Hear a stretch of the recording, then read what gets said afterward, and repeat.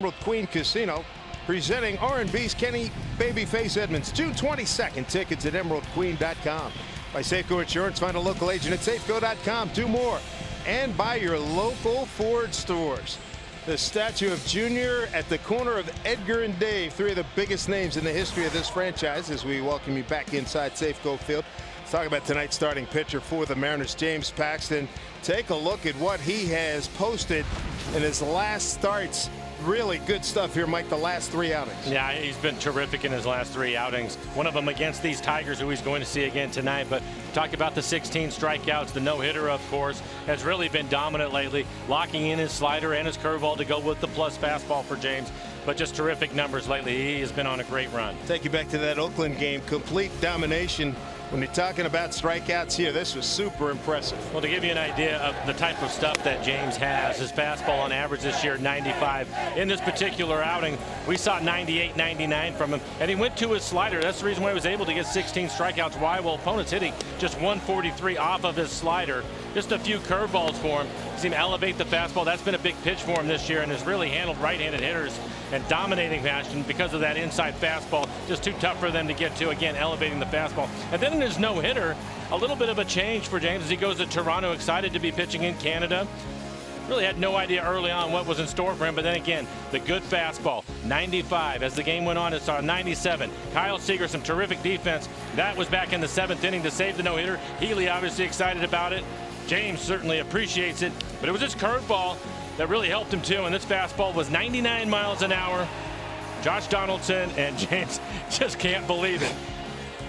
What a great moment. What a great moment for James. He was so excited about it, and so were his teammates, as you can tell. That's a pretty good defense behind him, too. Yes, indeed. Sparkling defensive plays. Time now for our Lexus pitching matchup. Mike Fiers was expendable.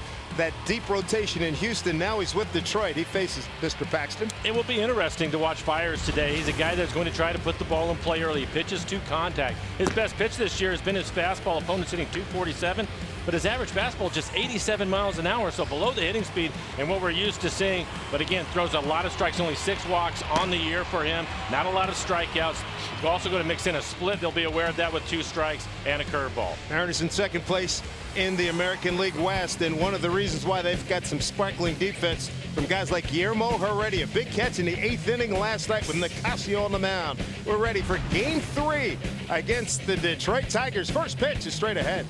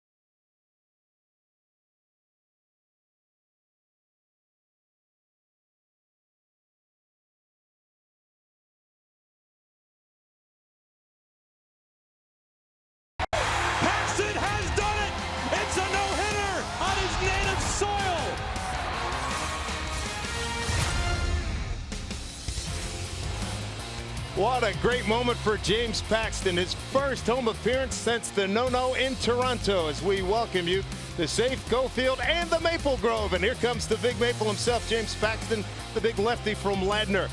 Welcome to Mariners Baseball, everybody. Dave Sims, Mike Flowers, Root Sports crew, Brad Adam a little bit later. Take a look at the starting lineup for the Detroit Tigers. Former Mariner Leonis Martin is going to lead off. Played well for the Tigers, 285 with 5 home runs. The veteran Victor Martinez will be the DH and hit cleanup for the Tigers. And hitting 8th, Jose Iglesias has already had a couple of big hits against the Mariners so far this year. They're hoping to put him away with about 0 for 4 tonight. And for James Paxton, 2-1 record, a 3.5 ERA, and 53 2/3. He has 71 strikeouts this year. Opponents hitting just 206 against him. And look at the defense. Guillermo Heredia will be in center field. D. Gordon had his first start at second base last night. Turned a double play, looked good out at second base, and Mike Zunino will do the catching.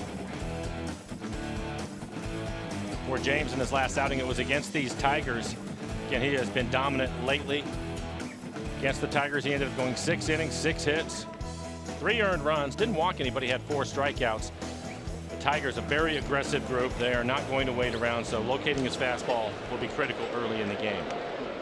Paxton with a no decision against the Tigers last week as Martin getting ready to step in. Paxton, the no-hitter under his belt. Mike fires. He threw a no-hitter back in August 21st of 2015 against the Dodgers as a member of the Astros, as we get this party started with a strike to Martin, who went 0 for 4 in last night's game. 66 degrees at first pitch at 6:10. Slap foul, wind out of the west at 3.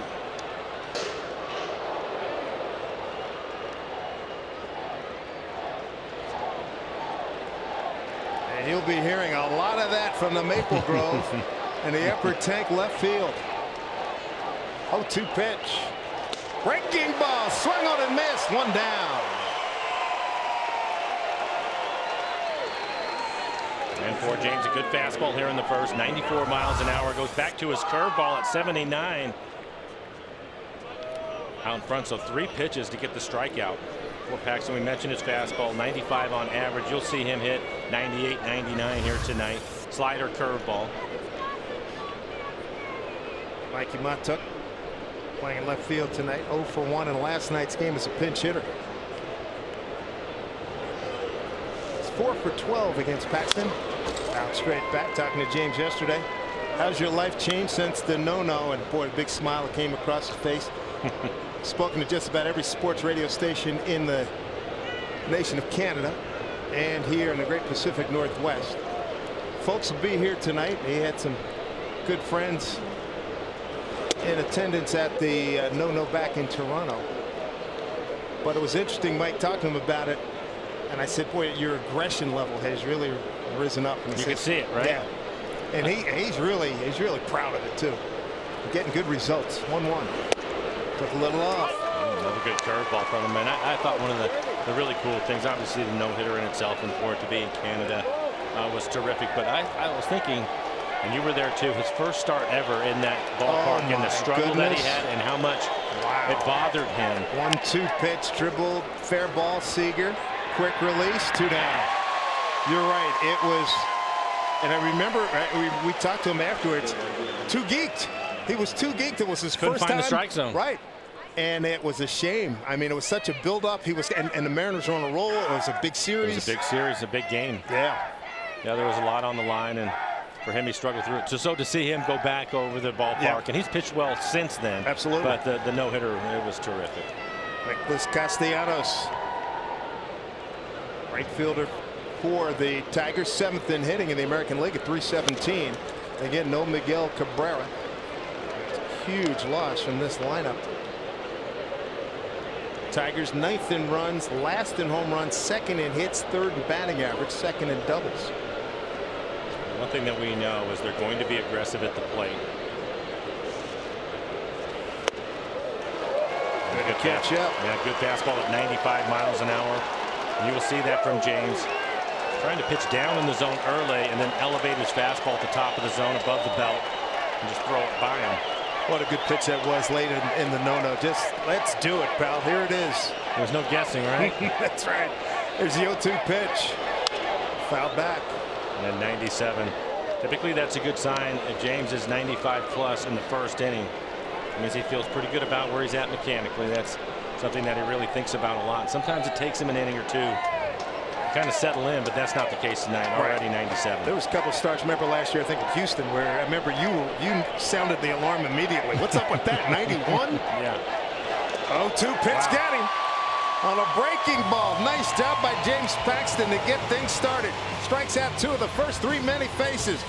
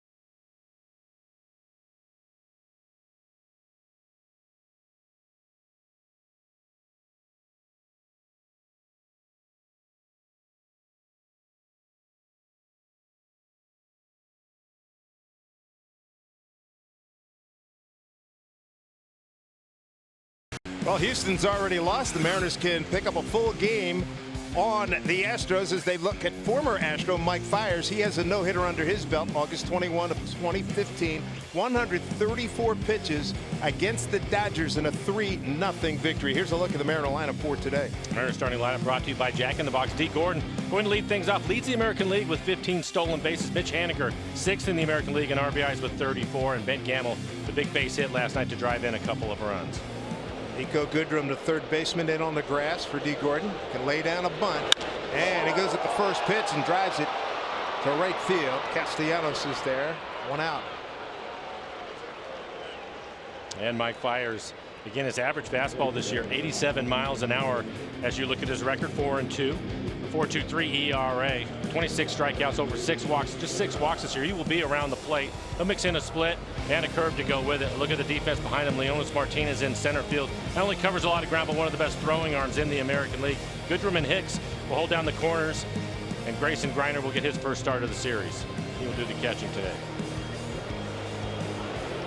Martin just off the DL hamstring issues. Here's Gene Segura, 2-game hitting streak, 3 for his last 8. Good year for Gene Segura. Gene, the hit machine, 9th in batting average in the American League at .311. Tied for 3rd in stolen bases. D. Gordon, the leader in that category. And how about Gene? Runners in scoring position. He has been on fire at .385. That's 4th in the American League. So heading to count here, 2-0.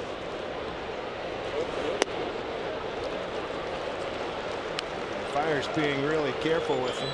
Gene coming off a 2 for 4 night. Roof is starting to close here, so bad weather must be coming our way.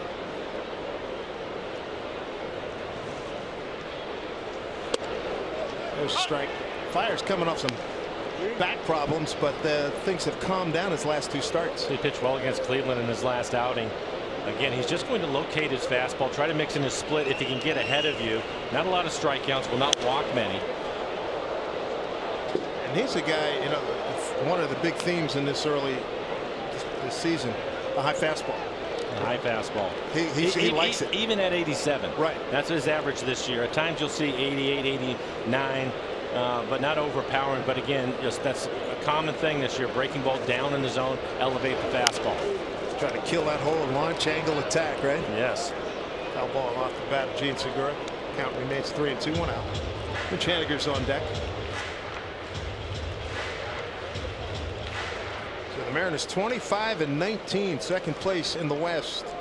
Tigers second place in the Central, but under 500 at 20-24. Cleveland still leads entering today with a 21-22 record. 3-2 to Gene.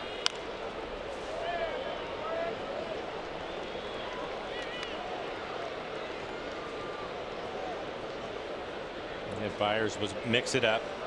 Fastball, split, curve primarily, but he also has a slider that he'll use from time to time and a little cutter. Byers coming over after being released by Houston, became a free agent and signed in early December. Segura drives one towards the gap and deep. Taking a look, Martin, it's going to sail out of here. Home run, Gene Segura, and the Mariners have a 1-0 lead here in the first. For Gene, his third home run, RBI number 30, and extends his hitting streak to 3 ball games. What a year. And we mentioned that Byers likes to throw his fastball a lot. This one's going to be 89 miles an hour right in the middle of the plate. That is right down the middle, and he took care of it. Primero Supermo, as you take a look at the swing of Gene Segura. Choking up on the bat. Boy, he got everything. Leg, the lower half, the top half. Good looking swing. For Byers, that's the 9th home run he's given up this year. Here's Mitch Haniger. What a season he's having. 4-game hitting streak. Nice job by Gene Segura. Get the Mariners on the board. Mitch had the base hit last night that gave the Mariners the lead. And 34 RBIs for him. 1 for 4 with the ribby last night. 1 for 3 career against Fyers. Mitch 9th in total bases in the American League, 6th in runs batted in. And not only are we aware and notice his productivity, but his name is popping up all around baseball. That is going to get in the left field for a base hit. Mitch extends his hitting streak to 5 ball games. He's 7 for his last 18.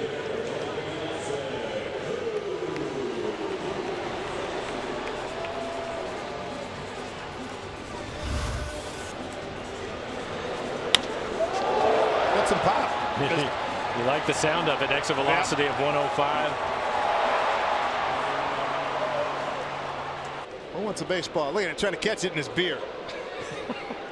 Oh, he got it. Oh, and he had it on the rebound. Nicely done. Way to stay with the play. Well, if I had a wish, Mike, for tonight's game, I've got a lot of them, but one of them, I want to see this guy go large. Mr. Cruz.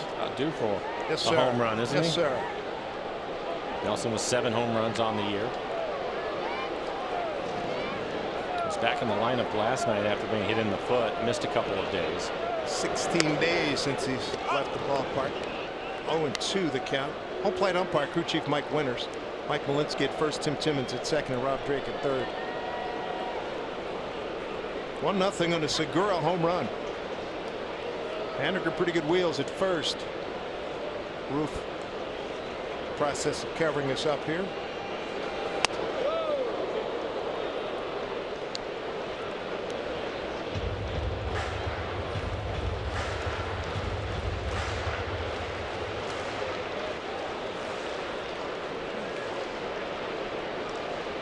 Outfield straightaway and deep for Cruz. 1-2 pitch.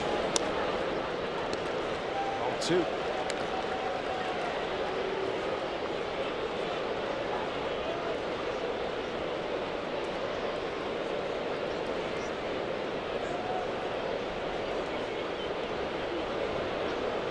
Good crowd on hand. Looks like we're going to have 30,000 plus once again. Felix Hernandez bobblehead night. 2-2 pitch.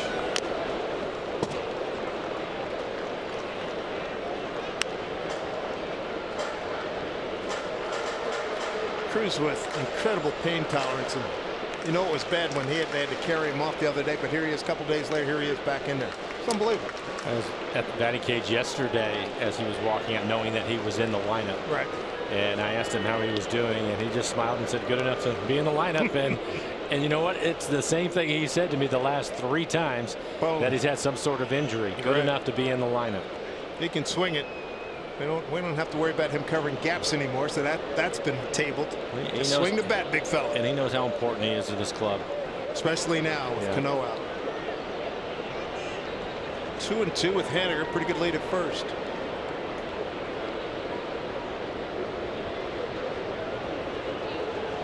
Haniger on the season 3 out of 5 in base stealing.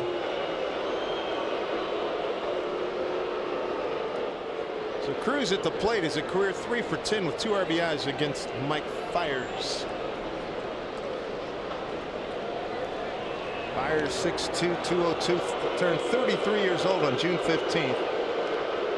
22nd round pick of the Brewers back in 09 out of Nova Southeast University in Fort Lauderdale, Florida. 8th year in the big leagues. 5 with Milwaukee. Make that 9th year. 3 in Houston. Back with a dive.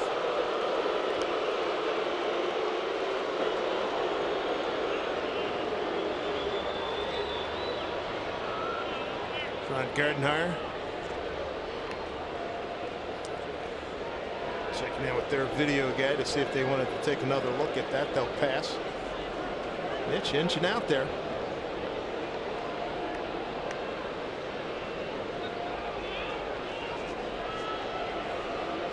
2-2 to Nelly.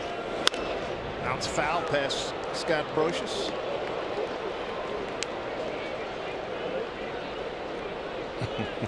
You're thinking the same thing I'm thinking. Scott well north of the coaching box for good reason.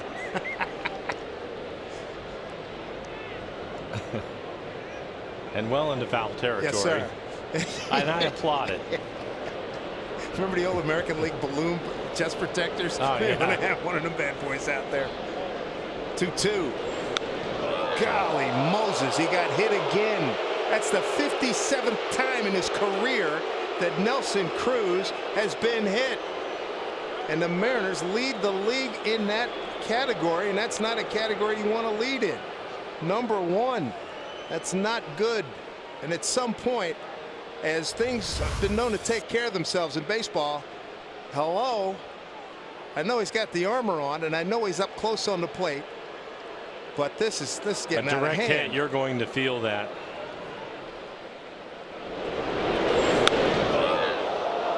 Goodness gracious. 28th time a Mariner's been hit this season. Yeah, he's been hit on that elbow a number of times. 57 for his career.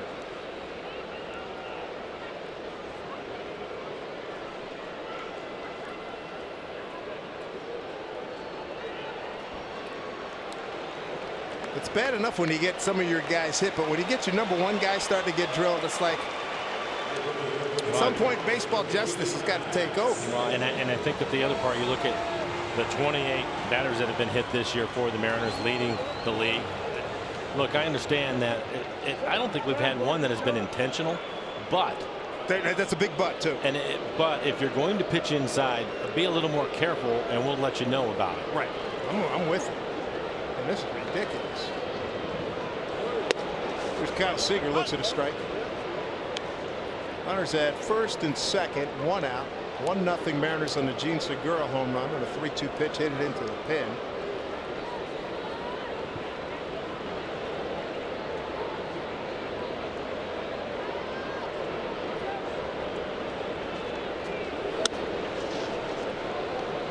Been over here now in the American League for a long time, Mike, but again, I think we mentioned it the other day. It's one of the beauties of the National League. Yes, it is. Pitcher's got a hit.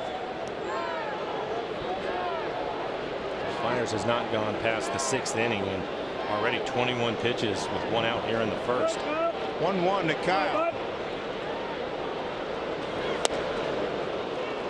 Game up empty, 1-2. Kyle 5 for 11, a home run, 3 RBIs against Fiers.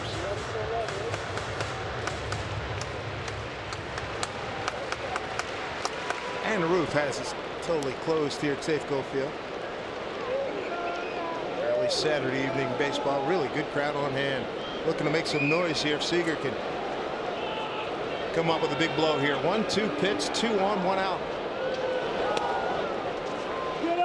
2-2.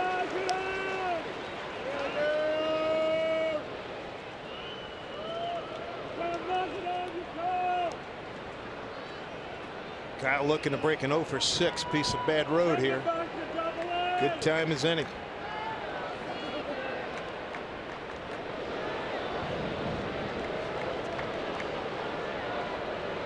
Two and two. Center field backs up Martin. He's got plenty of room. Tagging is Haniger. Martin, big arm. Here's the throw, and he hit the cutoff man. Look out! Whoa! Hit the cutoff man perfectly, and Glacius shoveled to Machado. Mitch is paying attention. 2 outs. Well, everybody with the Mariners aware of the type of arm that Martin has. Well, we had fun watching him in spring training, right? Yes. And he's got that kind of arm where you can hear it. That ball's coming out of his hand, you can hear it. Pretty good fastball. Bring up Ryan Healy. He's trying to break an 0 for. He's 0 for his last 11. 257 batting average, 8 homers and 20 runs batted in.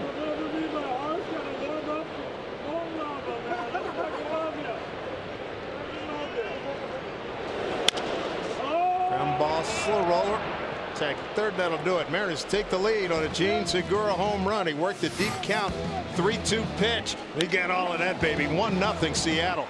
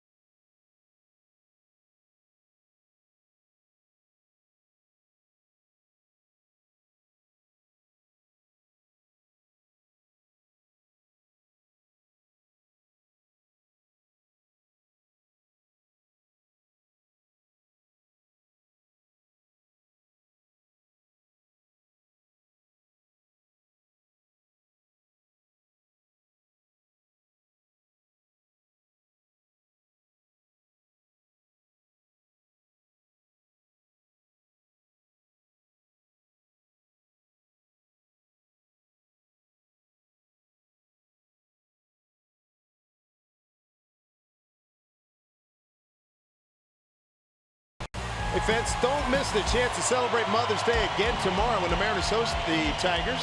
1:10 first pitch, first 10,000 moms to Safeco Field.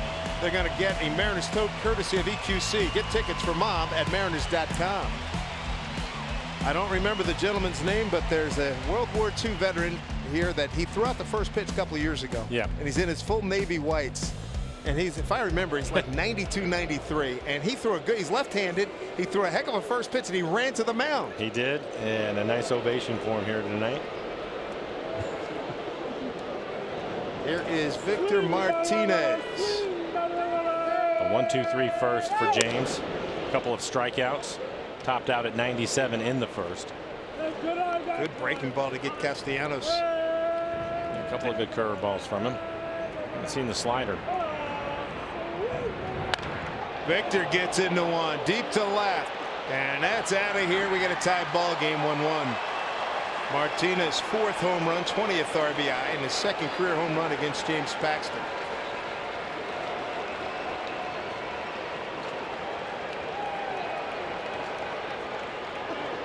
It's going to be one of the keys for James against these Tigers. They are ready to swing from the time they leave the on deck circle, and this is a fastball at 93 miles an hour right in the middle of the plate.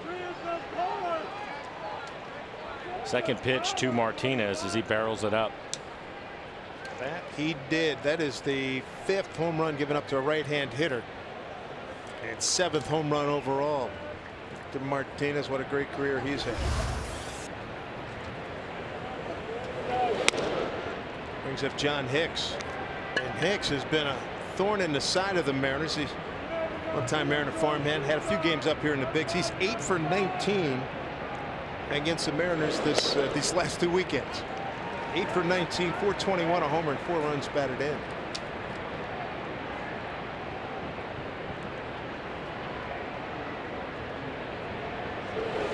That home run, the first hit today for the Tigers.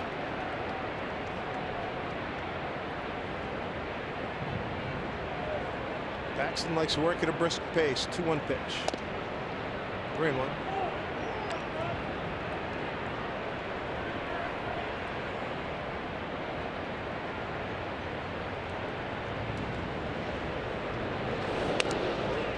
While inside, a walk to John Hicks. First walk issued by Paxton. Last night, second inning, Mariners turned to double play. T. Gordon was right in the middle of it. I said, how'd you feel out there? He says, I threw the relay like an outfielder. My arm was way up top. He said, I got to get it down. I said, you'll see it tonight. I said, okay, that's cool. We talked about that last night. Completely different throw from center field. And he has a good arm. Throw from center field to moving over to second base. He had a few days to get back at second and work out. This is his second start again. Tell you what, he was so, as we look at Nico Goodrum, the 0-1, he's one of those whatever you need, coach. Yes. He'd have done it without a workout if it he told Scott that. How long for you to get ready? He says, I'm ready right now. You're gonna love that. Yeah. And then what was the other one he said about the shift? I don't have to worry about shifting me. I get everything. Yeah. Working inside. When I heard that, I chuckled a little bit, and then I thought, well, he's probably right. I didn't have an argument. Yeah, I wasn't ready to challenge him on that one. I don't think range is going to be a problem for him. No. We've seen highlights of his work as a Dodger second baseman and a Marlin second baseman. Goodrum 2 for 2 with a home run against Paxton. He's 1 for 4 last night's game. Henniger, long run towards the line. He's got plenty of room. Nice catch.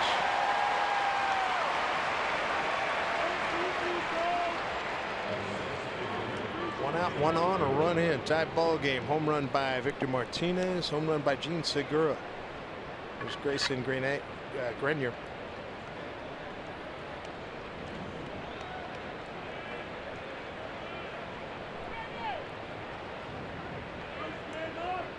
Series at game apiece here. Mariners lost 2 out of 3 in Detroit last weekend.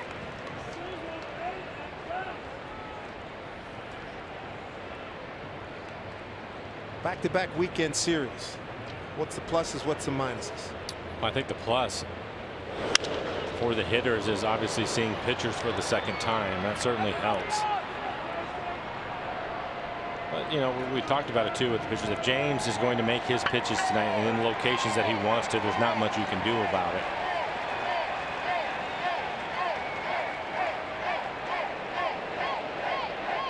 Here's 0-2. In the dirt. Runner goes. Throw plenty of time. Plenty of time. Got him. Hicks out.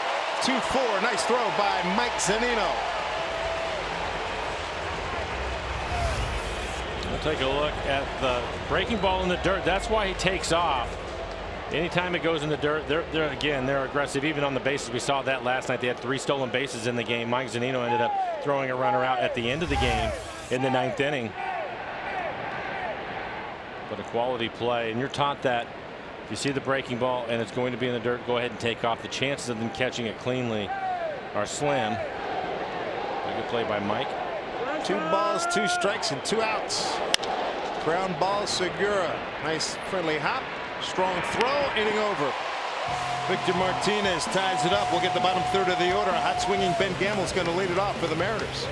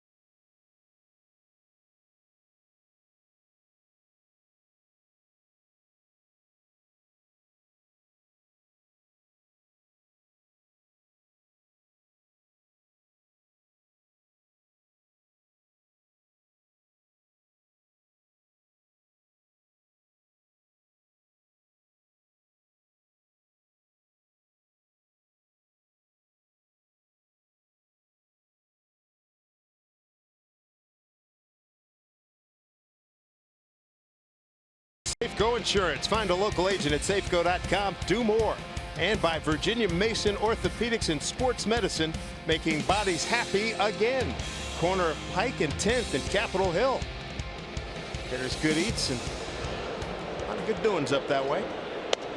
So look at Ben Gamble taking a first pitch strike to open up the Mariners home second. Ben, 3-game hitting streak, 5 for his last 11. Good night last night, 2 for 4, knocked in 2.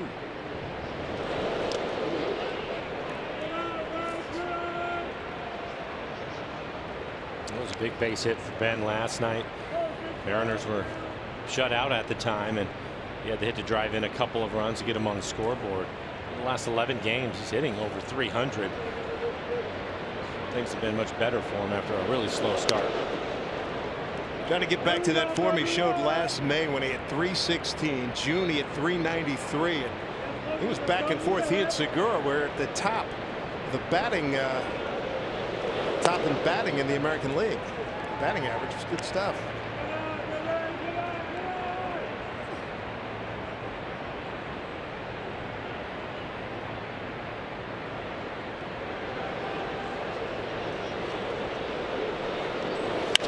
Ben gets into one down the right field line. Get carried, gone. Ben Gamble puts the Mariners in front 2-1. His first homer of the 2018 season, 5th RBI, and extends his hitting streak to 4 ball games. 2-1 Mariners.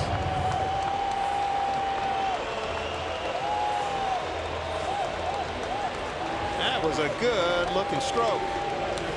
Scott Service the other day talking about Ben, and he was saying that he thought that he had been really unlucky. He'd been swinging the bat well. Not much luck here. It looked like a little cut fastball. He gets the barrel to it and drives it into the seats.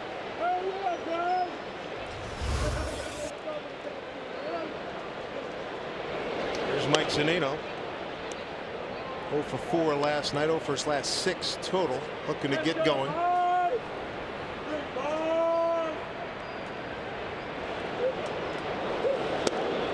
Breaking ball. 0-1.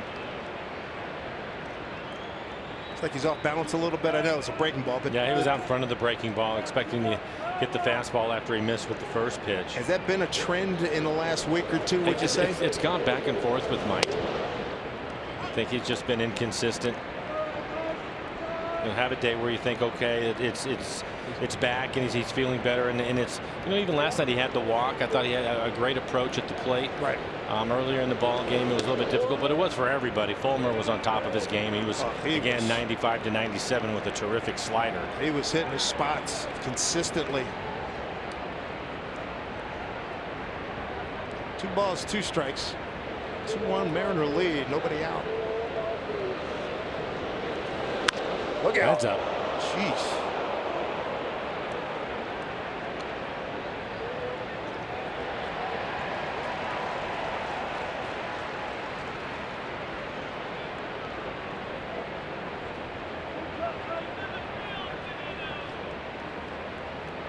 Martin shaded a couple of steps towards left center for Zunino. 2-2 pitch.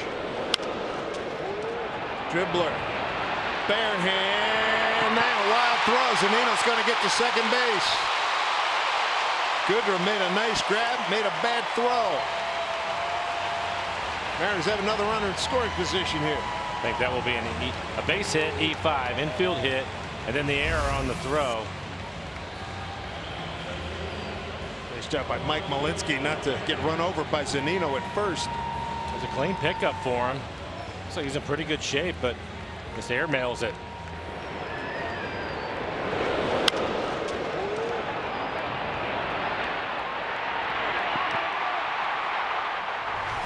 Base hit E5 for Guillermo Heredia. 291 batting average.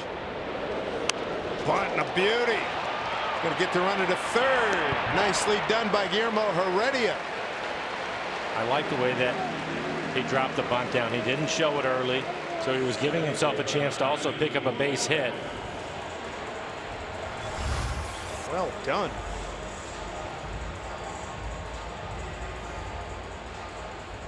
That's the best bunt I think we've seen him do, because he has a tendency to foul him off. I was thinking about you on the road trip, because it's something that we've talked about over the years, and Your Seattle Mariners are first in sacrifice bunts. Saw that. Impressive. So they've been getting their bunts down, doing a nice job. D. Gordon, sac fly last night. First pitch he saw this game, flied out to right to open up the home first. Infield is in for the Tigers. Give D a big gap. Right center. Whoa, way upstairs. This is one of those situations where you start to look, think about the contact play. That is not going to be on right here. They'll make the ball go through the infield for Mike to score.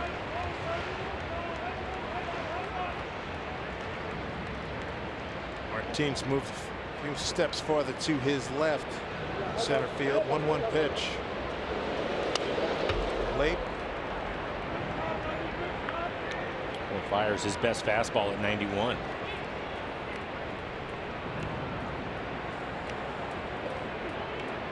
Fires in 5 previous starts against the Mariners, 1-0. Beat them last September 17th here in Seattle. Gordon trying to pick up Zunino. He's at third with 1 out.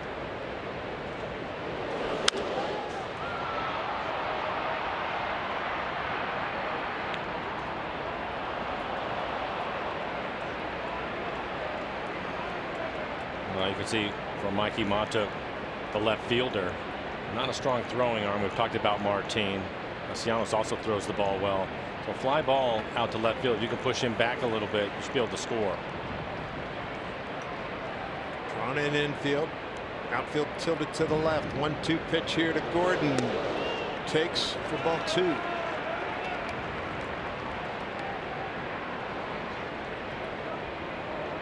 Watching Fires has won his last 2 ball games. Did a good job beating Cleveland in his last outing. 6 innings of 3 hit 1 run ball, struck out 5, walked 1. Gordon trying to extend the lead here. 2-1 Mariners. Campbell lead off homer here in the second. A 3-1 pitch. Ben's first home run of the season. Campbell celebrating his 26th birthday a couple of days ago. Here's the 2-2 to D. Ground ball, Zunino holds. Machado throws out Gordon. 2 down. Hot hitting Gene Segura coming up.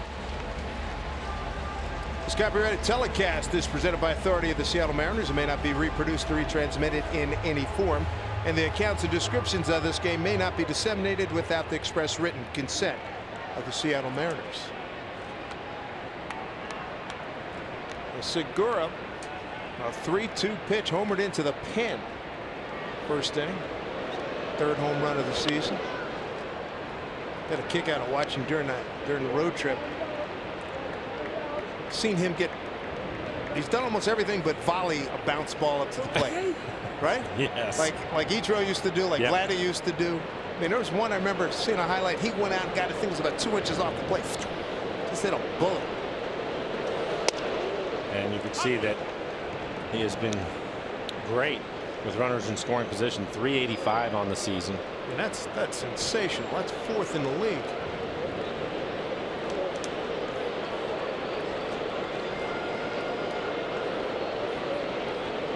One count. Martin shading towards right center for Janus. He takes a strike here. 1-2.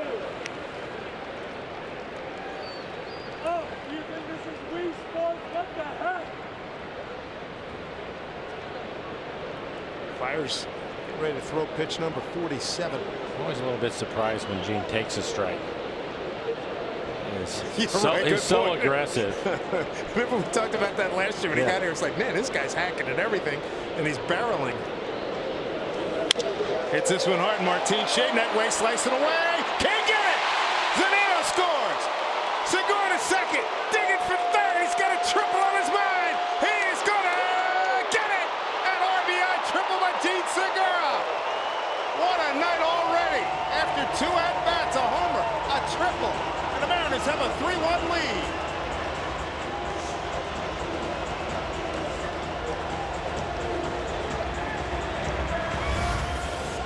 A solid line drive. I think it fools Martin. He thought he had an angle on it, but was just hit too hard. Looked like the relay hit him in the back. You're not kidding. He hit that thing hard. And we've seen Martin run down about everything. Yeah. And that baby had so much slice on hit. No chance. Opportunity for Haniger. 3-1 Mariners, 2 outs, runner at third. Mitch with a base hit to left his first time. So 2 RBIs tonight for Gene Segura. Came in as the number 9 hitter, 9th best batting average in the American League. A couple RBIs, 31 now.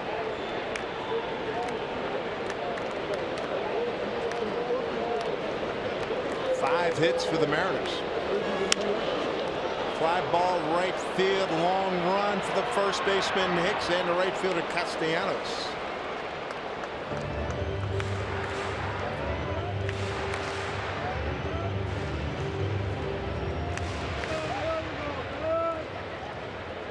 Mitch, the 6th hitter to the plate here in the Mariners' second inning.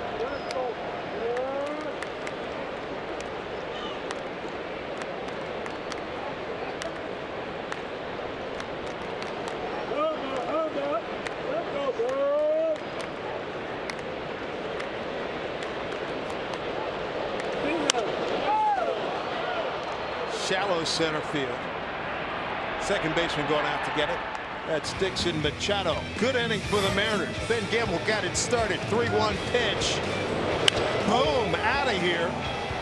And that put the Mariners in front 2-1. And then Gene Segura with an RBI triple extends the lead to 3-1 Seattle.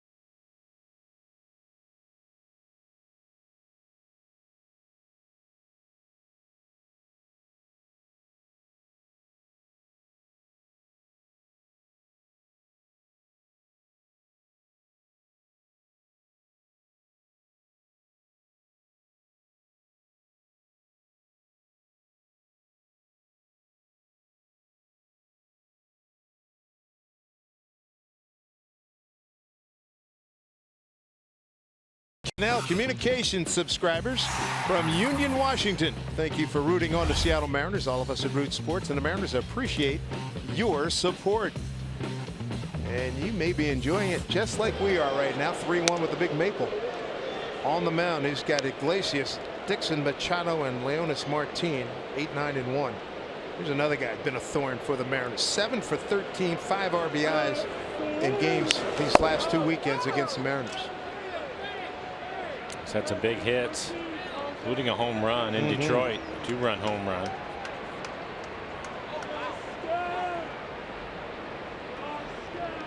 Paxton with 2 strikeouts, 1 walk, has given up a home run. That was to Victor Martinez.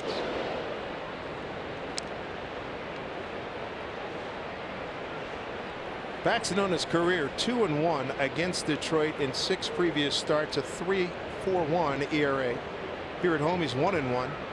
3 starts, 3.57 ERA. Off the fist, foul back, 2-2. Well, that's a better fastball. In the first inning, he hit 97 a couple of times and had a really good curveball. In the second inning, he kind of struggled through the inning. We saw his fastball 92 to 94. The 2-2. Full count. Paxton's first action here at home since the no-hitter 2 starts ago in Toronto. For the week of May 7th through the 13th, he was the co-American League Player of the Week along with Tribe shortstop Francisco Lindor. Here's Iglesias going deep to the gap. Heredia calling off Gamble. He's there, 1 down. Mariners in Aquafina celebrate Little League Day tomorrow when the Mariners face the Tigers here at 1:10. All kids 14 and under are going to get a pair of wristbands featuring one of the smoothest shortstops in the game, Gene Segura. Head to Mariners.com for tickets.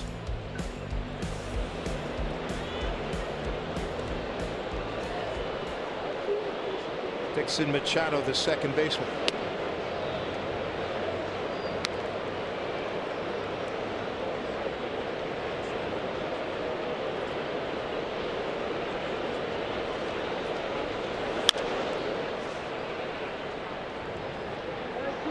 Again, a better fastball here in the third. Seen 96 a number of times.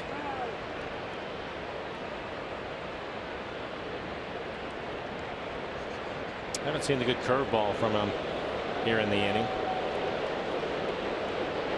1-1 to Machado. Pretty good heat. Could have gone either way. 2-1.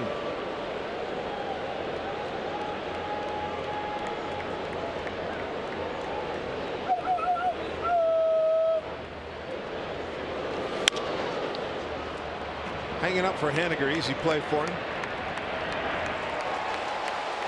2 down. A couple of routine fly balls. Back to commanding the strike zone.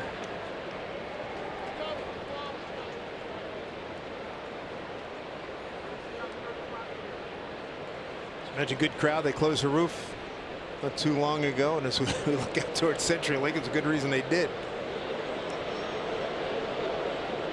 Top of the order is Martin. Popped it up. Who wants it? Segura calls off. Seager, 1-2-3 third. Backs it into Mariners on top of the Tigers, 3-1.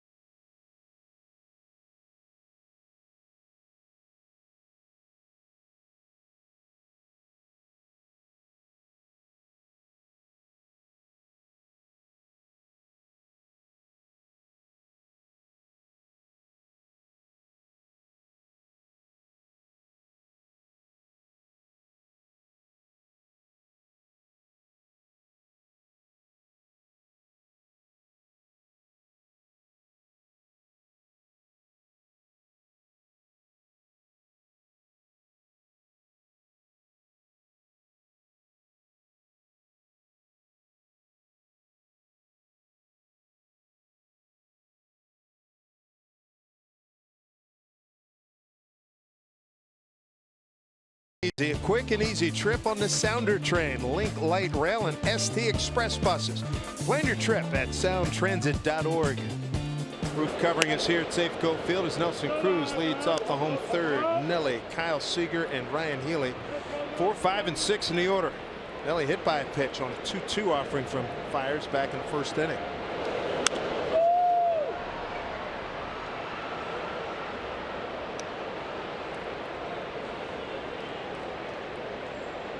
screws. You can see he's still moving that hand around. Yeah. After the swing. 1-1. Slow breaking ball, missed. I would imagine if that elbow is barking a swing and a miss is when he's really going to feel it. Good point. 2-1. I'm never going to forget Minnesota, though, when he was hurt and we're sitting there going, man, he's not going to be able to make it. And he hit one 500 feet. What's up with that? Got it on the sweet part of the barrel, didn't feel it.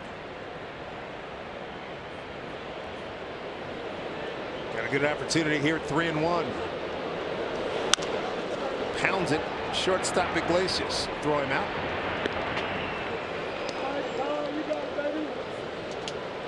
One out here in the third. Kyle Seager takes on Mike Fiers today by AARP. 5 for 11, a double, a homer, and 3 runs batted in. Kyle 0 for 1 against Mike today. Fly out to center field. He was on time, though. It was a fastball. And he just missed it, skied it out to center field, but the barrel was to it.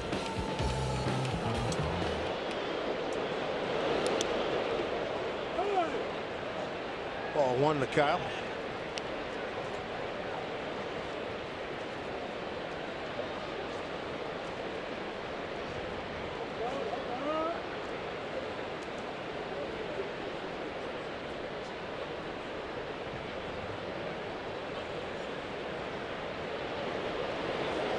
To Seager. Slicing drive left field. Mikey Matuk diving. Makes the play. Replace your divot. 2 down.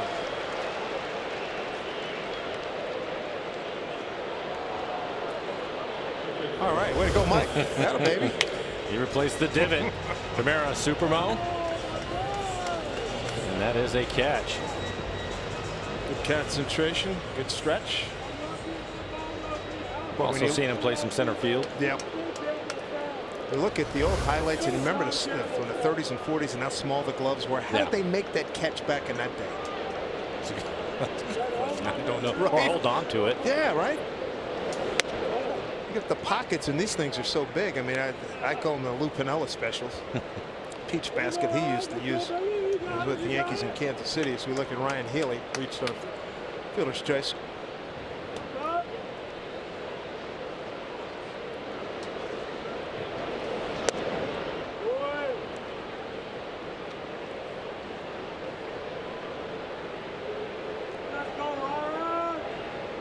He's hitting .292 against Fiers, right? He's .238 entering today's game.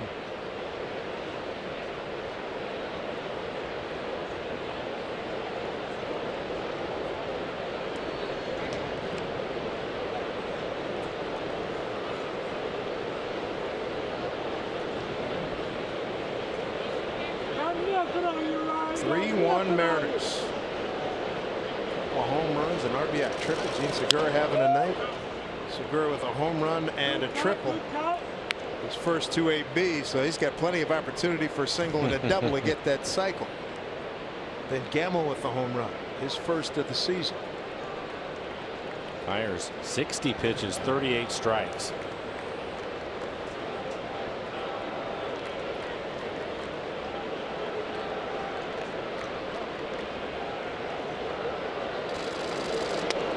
Inside 2-2. He hasn't been able to pitch past the 6th inning this year. And that's not going to happen again today. Healy looking to break an 0 for 12. After a nice hot streak on the road. 2-2. That's going to get some seats.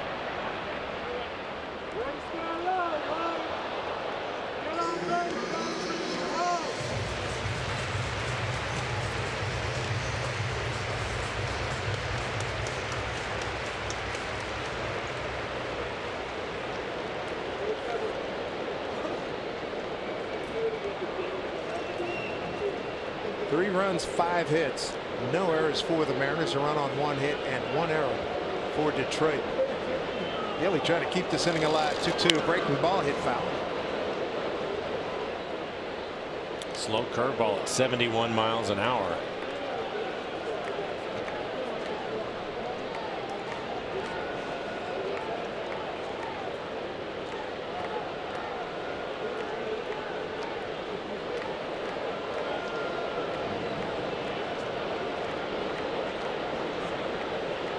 Two pitch to Ryan Healy. Just over the glove. Dixon Machado on the scene now. Throws out Healy.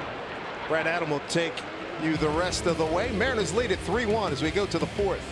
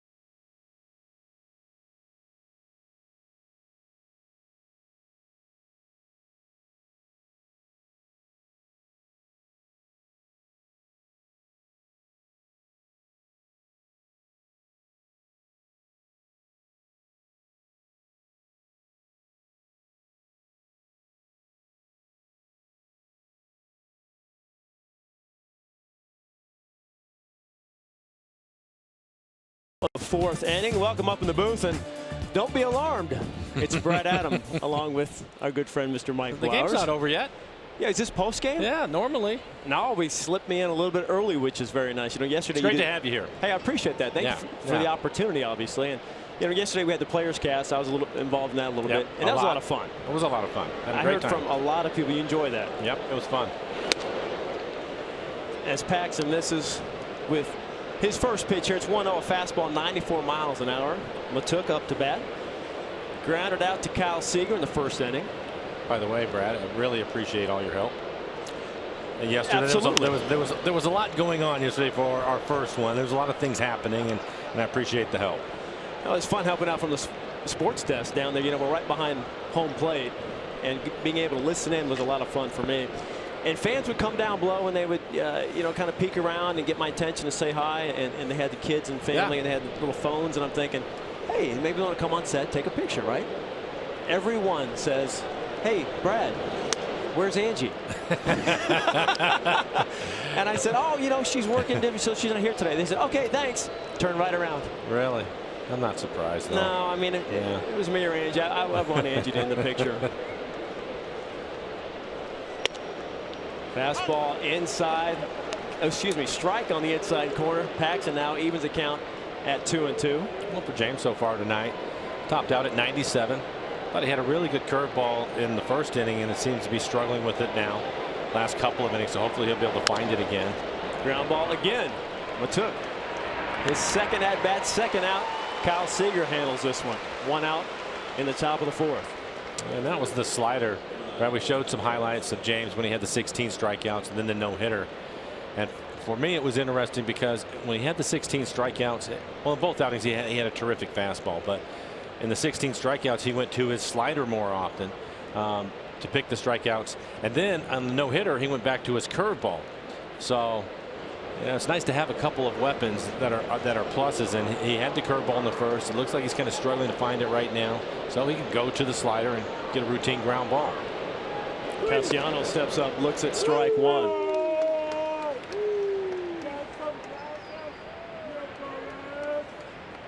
Castellanos leading the American League. .472 batting average against lefties. Struck out in the first. Down 0-2 here. Well, it's not often, Mike, when you got a guy who throws a no-hitter. That's rare enough. But Right. when you can say that wasn't even the best start of the year for the guy. I don't know if that's ever happened. That's what Mike Zunino said. He thought that the 16 strikeout game, he had more dominant stuff in that outing. And I guess Mike would know. Behind the dish for both. You bet. Castellanos foul back. Stays alive. And another good fastball at 96. Paxton doing the right thing after that no-hitter. Clubhouse received gifts last night. So James spreading the wealth, thanking the teammates, which you got to do when you throw the no-hitter. Zunino's got a special gift coming next week. Foul at the plate. Got to take care of your catchers. You have to take care of the catcher. There's the shot of Mike. Kyle Seager made a couple of terrific plays, including the last one to end the game. Got to take care of him as well.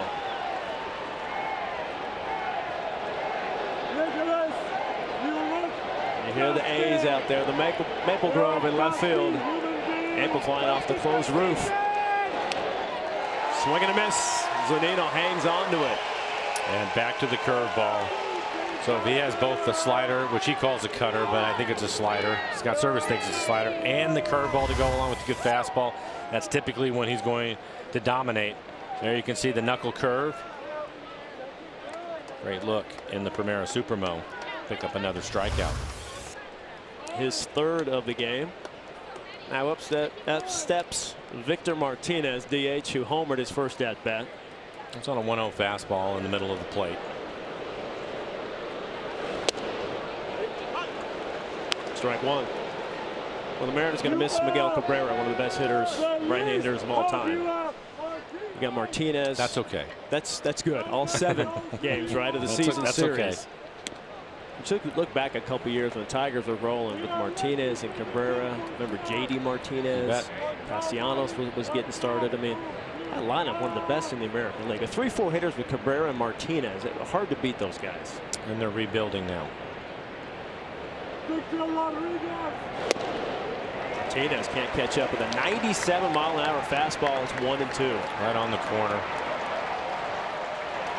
James now 51 pitches, 33 strikes. 13 batters, 8 first pitch strikes. Weak ground ball. Seager gobbles it up.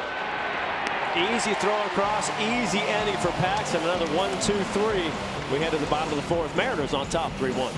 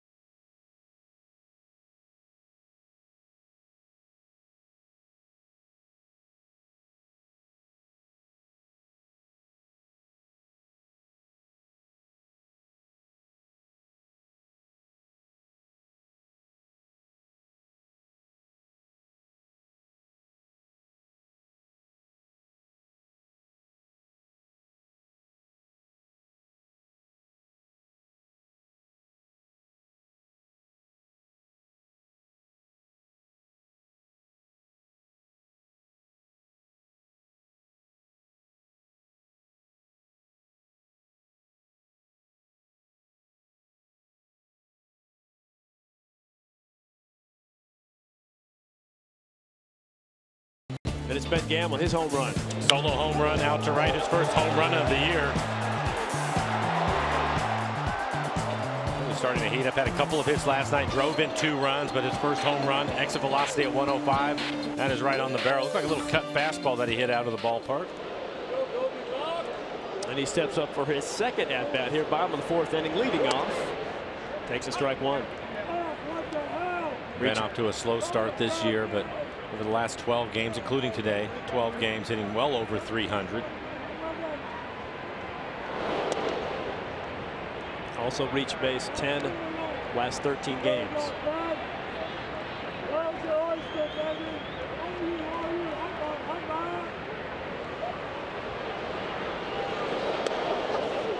Slow curveball in there for a called strike, 70 miles per hour.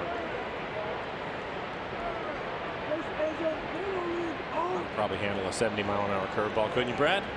If I knew it was coming, yeah, maybe. The 1-2. Bounces it, full count. Oh, excuse me, 2-2. Fires again a 3-0 hitter back in 2015. He's won consecutive starts. That's the first time a Tiger starter has won back-to-back starts this year. A little bit surprised to see where his velocity is at. Average fastball this year at 87. You mentioned the no-hitter. Basically, he's just going to try to change speeds, move the ball around. It's worked for him. Hasn't been able to get deep into a ball game, but I don't think that they really care too much about that or expect it at this point. He's not gone more than 6 innings in any game this year. But you see that kind of becoming the trend. Outside of the dominant, still the #1 guys who can go deep in games. Are you looking at 5-6 innings for starters before the bullpen takes over? Bullpen's pretty important because of that. Now it's full count. You see Gamble 4 for 8 this series.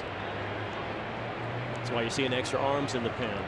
8-man pen normally now instead of 7. Ground ball, second base. Machado gobbles it up. 1 out.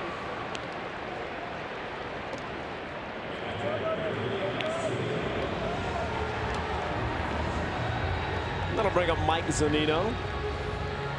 Mike had an infield hit his first time up. Eventually scored. Goodrum's got to be playing back there, third base. That's what allowed Zunino hit a soft roller to him, beat him out. Fouls that one off. Another slow curveball.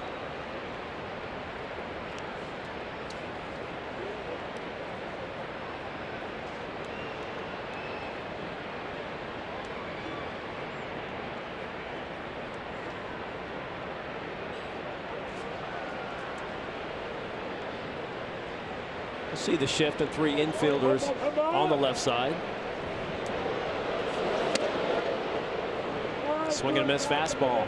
Count now 0-2.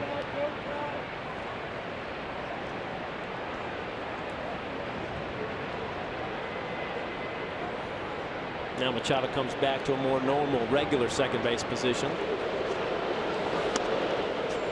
Zunino down on strikes, 3 pitches. There's 2 outs here in the 4th. Strikeout on the elevated fastball at 89 miles an hour. It's something that we talked about earlier in the ball game. Starts him with the curve and then 2 fastballs above the belt. Primero Supermo in the swing from Mike. Those just so hard to lay off. Well, it's a strike. They're starting to call that pitch a strike, and with when you have 2 strikes, you have to try to protect the plate. Heredia takes strike 1. Heredia had a sacrifice bunt there in that 2nd inning. Moves Zunino to third, scored easily. Perfect. Well, he's been on base 5 times the last couple of games. Starting in center field as D. Gordon's moved to second. 5 for 10 on the homestand. The homework, it's amazing. I have so many numbers and papers and highlighted stuff, Blow. I don't know where to go next. There's so, I mean, I could rattle off numbers. I don't know how you guys do it. What time this morning did you get to the ballpark? This morning, actually this afternoon. I made it this afternoon around 1. Thinking, okay, I got to know this, that. It's going to be 4th inning. Everybody's going to have, 1 AB. I got to figure out what packs this. Dave was kind enough to leave behind some more numbers for me to look at.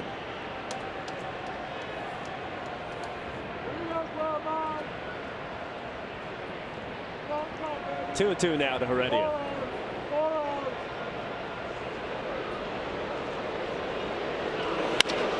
Well hit left field. Matuk going back. Off his glove. He's off the wall. Heredia going to third. And he'll get in there with a triple. The Mariners' second triple of the game.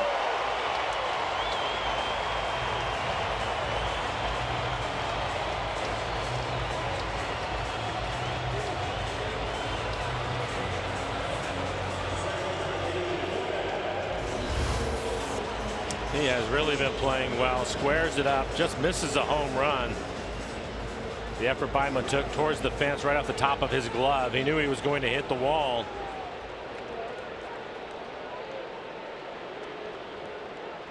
Late slide from Heredia. He hits the bag hard.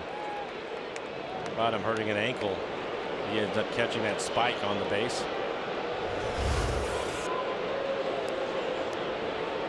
But he is up, ready to go, ready to score. As D. Gordon comes to the box. That's right, Taco Time fans. That's two chances now to get free Mexi fries tomorrow.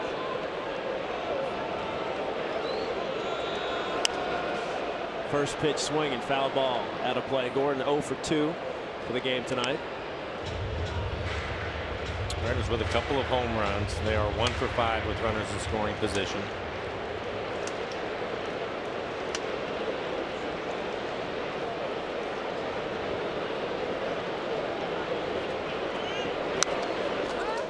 Straight back 0-2 now on Gordon.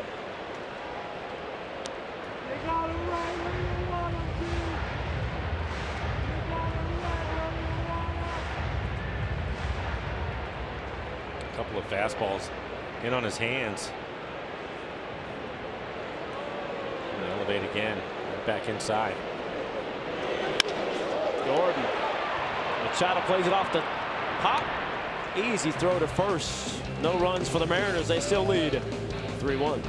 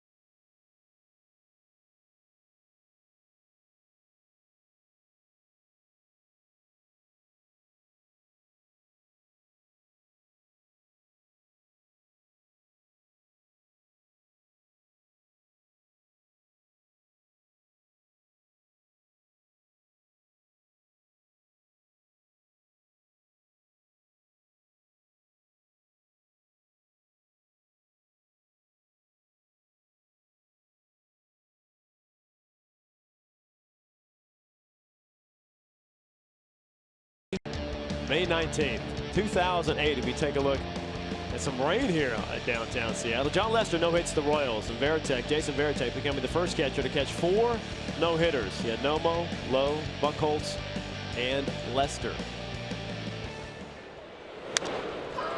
John Hicks behind 0-1 here as we lead off the top of the 5th inning.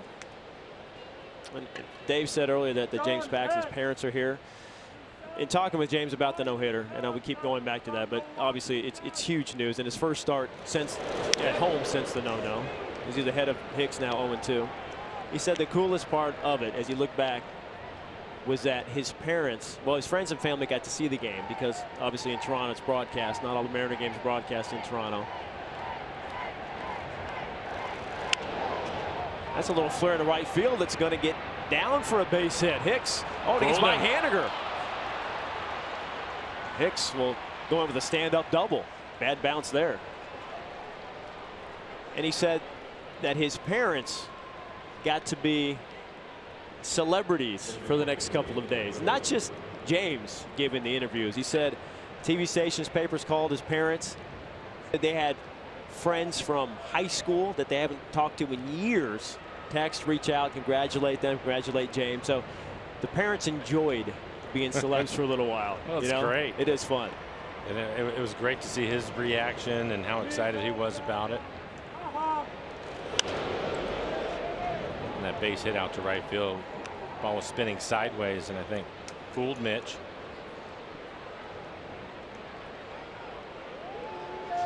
You see Nico Goodrum 0-1 or 0 for 1.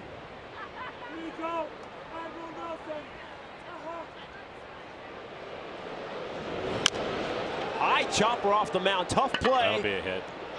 Paxton eats it, doesn't throw it. Runners on the corner here with no outs. Start the 5th inning.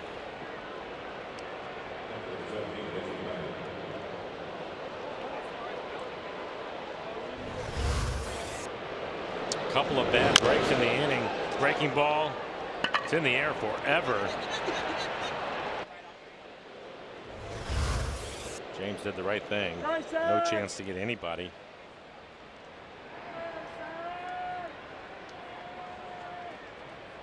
Grayson Griner steps in, the catcher. We mentioned earlier the roof is on, and that's why. It is really coming down. Fastball, strike 1 from Paxton.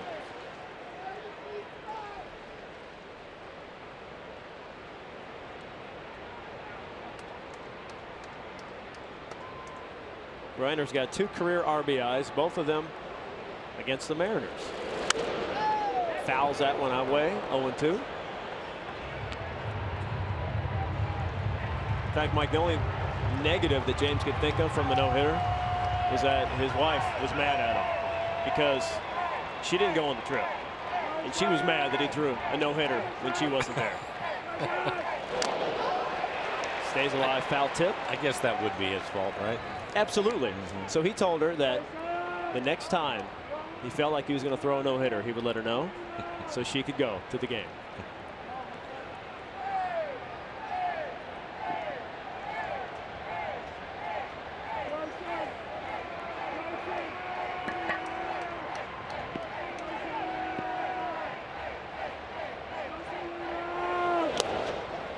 Nice stop by Zunino, ball 1.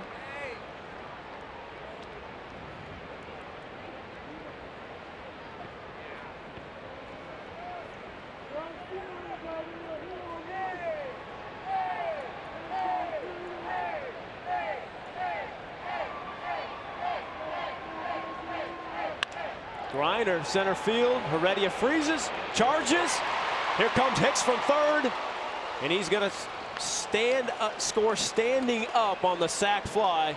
Tigers get a run. It's now 3-2.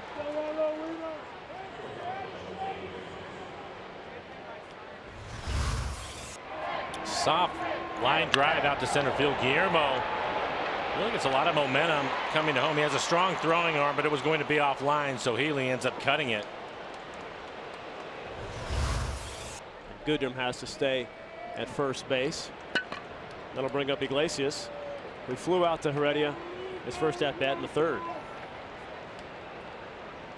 Tigers were on the move in last night's ball game, so we'll see if they try to steal some more here this evening. They have 3 stolen bases in the game. But the last one they tried the 9th. Zunino was able to cut down Cosmo.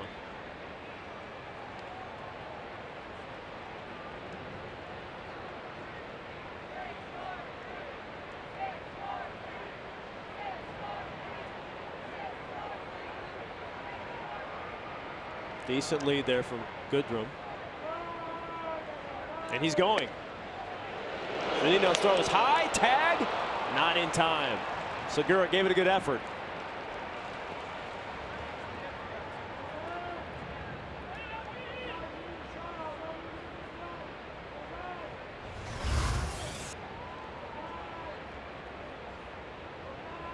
Never touched him. So Goodrum swipes second base. Iglesias got a 1-0 count against him. Foul ball right field. Iglesias has a go-ahead RBIs in all 3 of the Tigers' wins against the Mariners this year, including in game 1 here at Safeco. 2-run single in the 8th.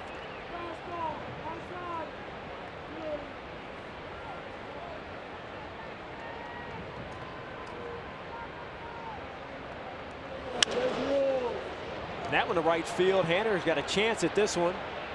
It stays in. Enough, yes, and Haniger into the stands. Makes the out. Goodrum thinking about scoring. He's going for it. He scores. Yeah, they're going to send him back. Yeah. What a play by Haniger. Into the front row. And Goodrum back to third. Look at this one. He had to know that he was going to hit the top of that rail as he jumped up. Yeah, should be helping out Mitch a little bit. Catch him there. Break the fall. Even the way he falls in there, it looked as if he was able to hold himself up a little bit. Another look. So right in the back of the knees.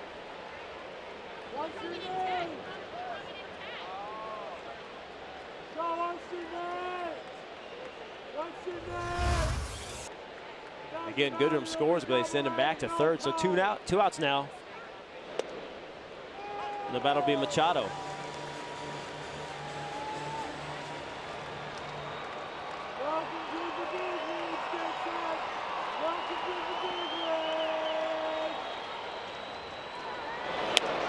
Machado swings and misses. Fastball outside. So while Haniger was in the stands, they're helping him up. The umpire, you see him there. He's calling timeout. He's not sure what's going on. He just knows the player's in the seats, and that's the reason why they sent him back to third, but he clearly called timeout.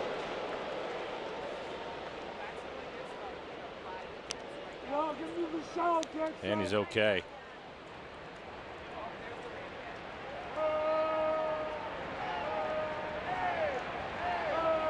And no argument from Gardner.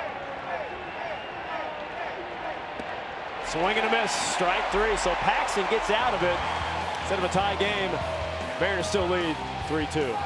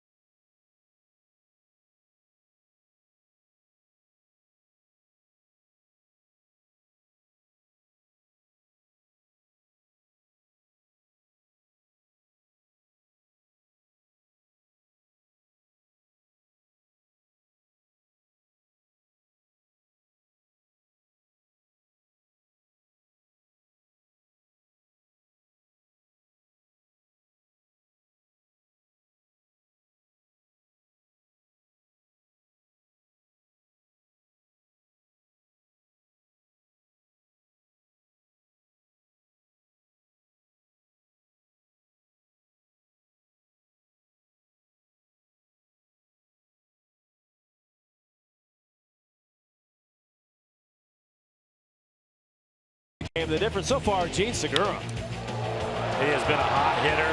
This goes back to the first inning. Home run for Segura. His third home run on the year. And then how about a triple? Fools Martin, the center fielder. That's how hard it was hit. Exit velocity at 99 miles an hour. So well on his way to a cycle. Also his 21st hit with runners in scoring position. That continues to lead all of baseball. He takes a strike one. I still can't believe, we talked about your cycle 20 years ago yesterday. I can't believe that nobody was really aware of that. The teammates weren't talking about it. You weren't talking about it with them. No. Because I was thinking about this coming in. They were probably more surprised that I actually had a triple. Because I talked to Segura earlier this year. He was a home run away from the cycle. And his last at bat, he was trying because everybody was on him. Robbie and Nelly, they were saying, you need a home run. You got to hit the home run. But you slid into third with your triple and cycle, and I was the only one that knew it. You're the only one who clapped for yourself. Segura grounds out to Iglesias. Over to first. Slick play. But the thing about it, though, at the time, at the time, again, it was a lopsided game. Can't remember the score, but let's call it 12-1, something like that. And it was late in the game.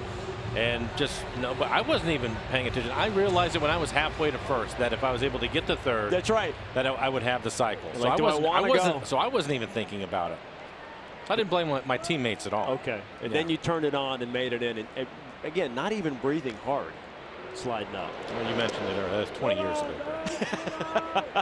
Hey, I don't care how old you are, or how good a shape you're in. You sprint to third, you're gonna puff a little bit. Oh, I was sprinting. Oh, I know. That was great to have that. And Dan Wilson's inside the park grand slam. How about that? Roland Smith's debut against Junior. That was amazing. Swing and a miss from Haniger. 1-1. Like Danny didn't want to go. He wanted to stop at third. They kept waving him. It's like, all right, I'll go another 90 feet. Here we go.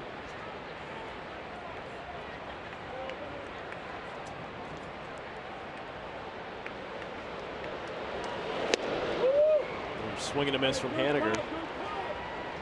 1 for 2 tonight. Artie Lewicki getting loose in the pen for the Tigers. Fire's getting close to 90 pitches, 88 pitches so far.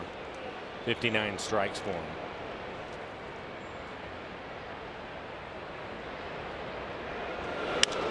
That one right field. Haniger not going to get down. Castellanos snags it for out number 2.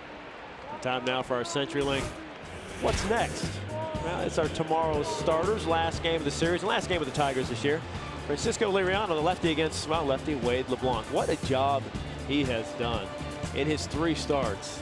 Giving up just 1 earned run. You know, we talk about how good James Paxton has been his last 3. Obviously, he's been incredible, but Wade LeBlanc's given up less earned runs, Blow, in the last 3 starts. Command of the strike zone. 22 strikeouts, just the 4 walks, pitching ahead. Fastball at 87, 88. But that's the change. That could work. It has. 2.5 ERA.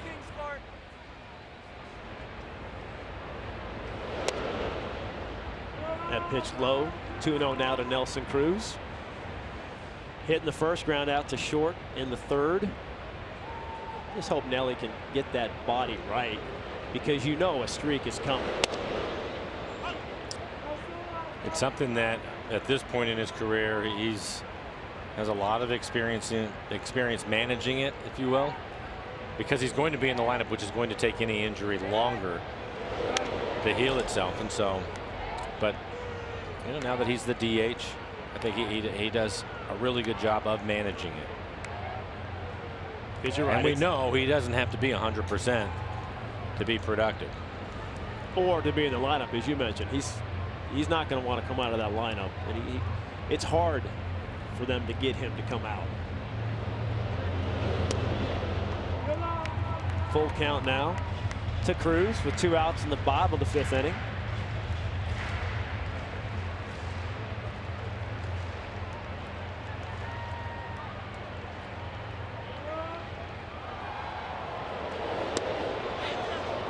Said he goes, and that is a strikeout for Fiers. And the Mariners, through 5, lead by 1.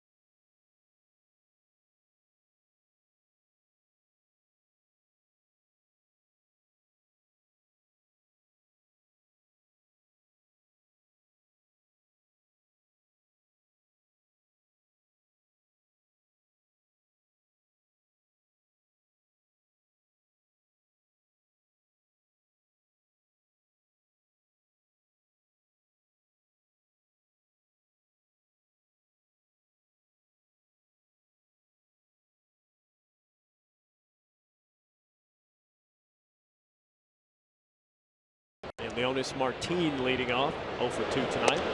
With a strikeout. Just 4 strikeouts so far for Paxton. I think this is a difficult club to get a bunch of strikeouts against. They don't walk much. They don't strike out much. They're very aggressive early in counts. See Martin behind 0-2. We do put the ball in play, hit lefties well. Again, 273 as a team, second in the AL. Not a lot of power, especially with Cabrera out. You see Paxton's line. Well, for James in his last outing, it was against the Tigers. He went 6 innings and had 4 strikeouts. So, same again today. He works here in the 6th with 4 strikeouts. He set the bar so high, people were, some fans wondering, what happened to James? 6 innings, 3 runs? What happened to James? It's called a quality start, fans. Working on another one here tonight. Martin activated off the DL for yesterday's game. Felt that he really wanted to get in to face his buddy Felix. Now that Beltre's on the DL, I guess Felix and Martin is the show. That's a line drive right field, fair ball. Excuse me, correction. Our buddy Mike Machinsky says foul ball.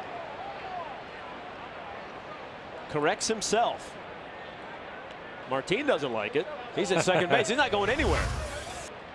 I think it's a good call. Close, but that's a foul ball.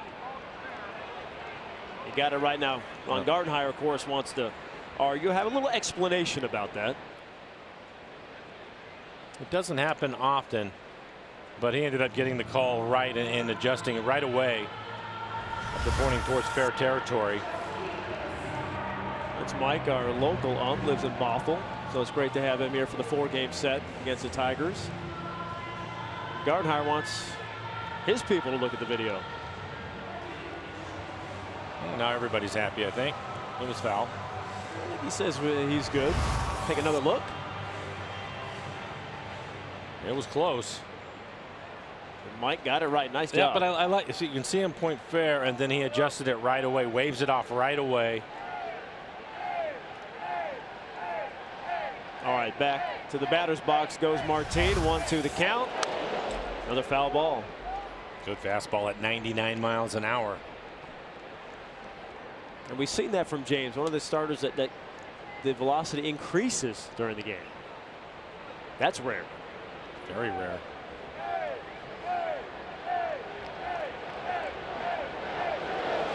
Swing and a miss. Martin goes down for the 2nd time. Friday, June 1st, Mariners pajama bottoms night. Wow. When the Mariners take on the Rays, they're comfy, cozy, and free to the first 10,000 fans. Get your tickets today at mariners.com. PJ Bottoms. Here's Mikey Matuk. A couple of ground outs to Kyle Seager tonight.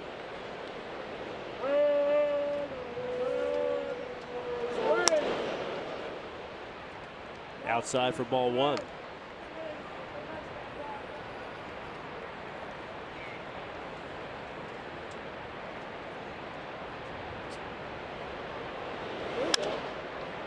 Pop up, short center field. Heredia jogs in, out number 2. Join T-Mobile in showing your appreciation for all military and vets by sharing a photo or video using hashtag #HatsOffForHeroes. For each tweet or post, T-Mobile will donate $1 to support veterans. That's a good one right there. And there's our veteran. You guys talking about him earlier. Yeah, standing ovation for him. It's fantastic. He was a first pitch guy, right? Yes. Fantastic. There's Castellanos. First pitch swinging again. As you said, Tigers continue to be very aggressive. And a good fastball from James at 97. Castellanos already with a couple of strikeouts. Coming off a career year last year, setting career high numbers in most offensive categories. Foul ball. Including home runs. RBIs had 101. Also led the league with 10 triples. It's a good example of James and using the top of the strike zone typically early. He wants to be at the bottom of the zone and then elevate the fastball. And now he can throw another elevated fastball, go to the breaking ball down out of the zone. And he went to the curveball that time. Oh, just off the plate, and it is. So difficult as a hitter, especially in the zone that he's in now. The fastball in this inning, 97 to 99, and both the slider and the curveball working. You can't eliminate anything from him. And with change in eye levels too, very difficult. Castellanos goes down for the 3rd time tonight. Paxton with 2 strikeouts in the 6th. Mariners up 1.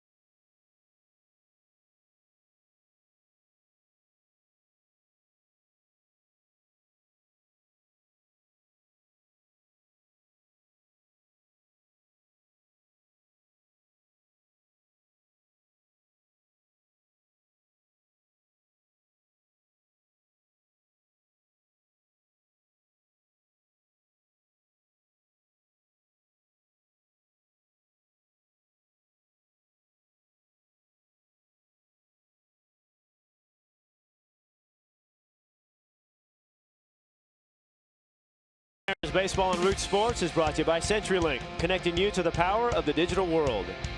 By BNSF, sponsor of the BNSF Blast. By Jack in the Box. This season, a Mariners double play means free Jumbo Jacks from Jack in the Box. And by Money Tree, proud to make a donation to Mariners Care for every Mariners win.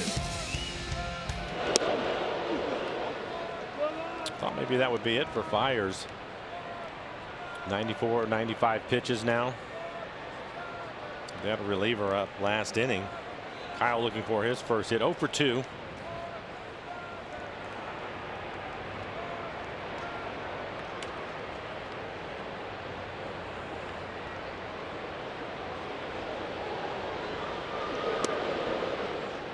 Just inside. Ball 2.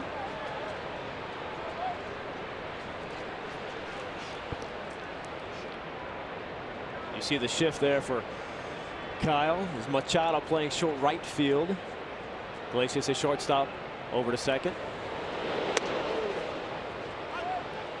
Called strike 1. 2-1.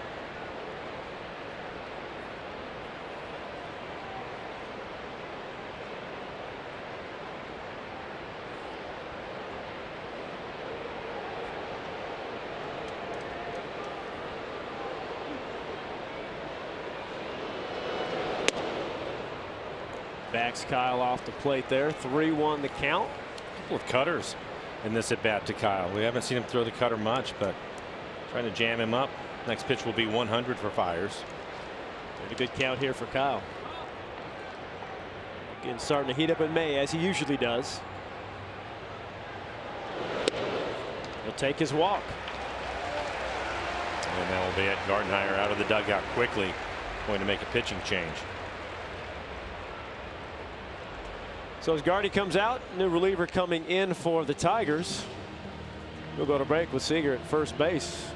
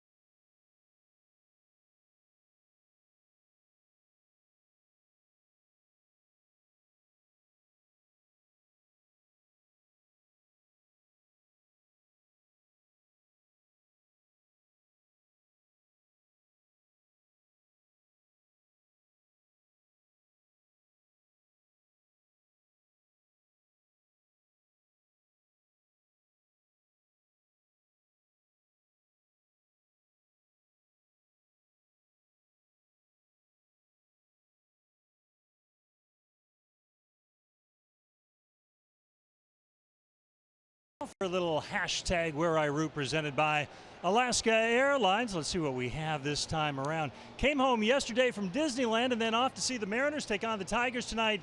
Oh, little person, you are living the dream. That is one terrific week in the month of May.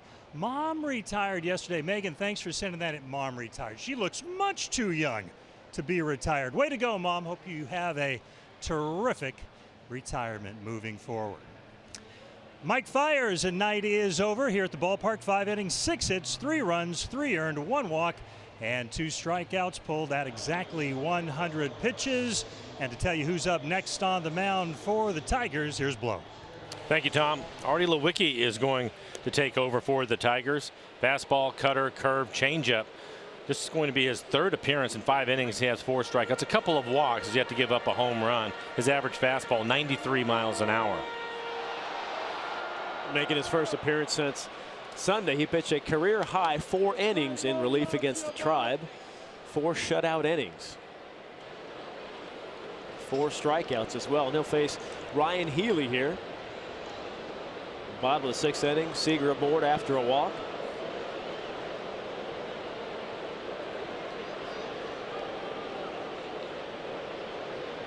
Healy 0 for 2 so far tonight. First pitch outside. It's safely in 15 of 21 games since coming off the DL back on April 26th. Like we talked yesterday about this guy. What a weapon to put him 6, 7, 8, 9. Put a power bat like that in your lineup. I don't think that we're going to see him in that 8, 9 spot anymore. I think what you mentioned, the numbers with the way that he's been swinging it and everybody in the lineup moving up a spot.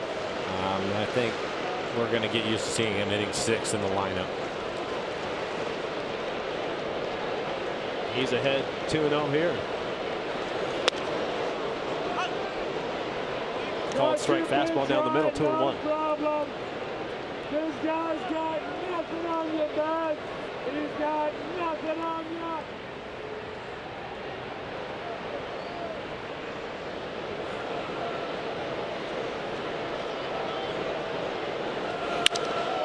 Line drive base hit center field. Seager makes the turn. He'll stop. Got to get back there. Martine's got the arm. Look at that. Now first and second. Nobody out. Kyle aware of the arm. Solid line drive base hit again from Haley. Martine sitting back. He knows that Kyle isn't going anywhere, so he throws it back behind him and tells him not to think about it. Makes him dive to get back. It was Ben Gamble that came up with the big hit last night to drive in a couple of runs. Already has a home run, his first home run of the year this year here in the ball game. Vera so far just 1 for 6 with runners in scoring position. He squares the bunt, misses it, strike 1.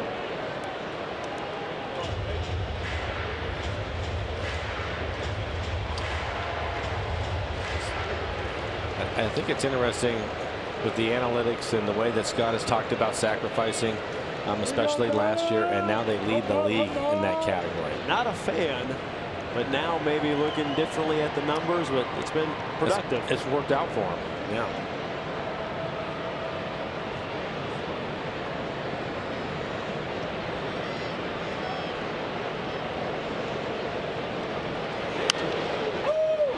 Foul ball left side, so Gamble down now 0-2.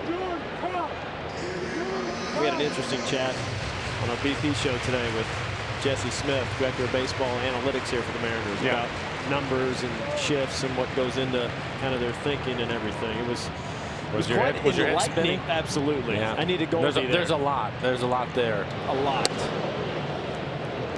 That Lewicki misses fastball inside.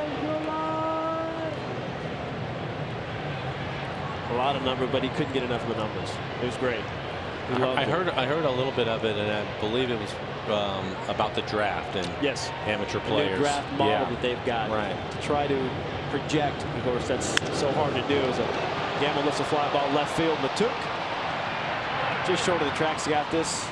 Seager tags when Matuk throws behind him. Seager heads up base running. He gets to third base.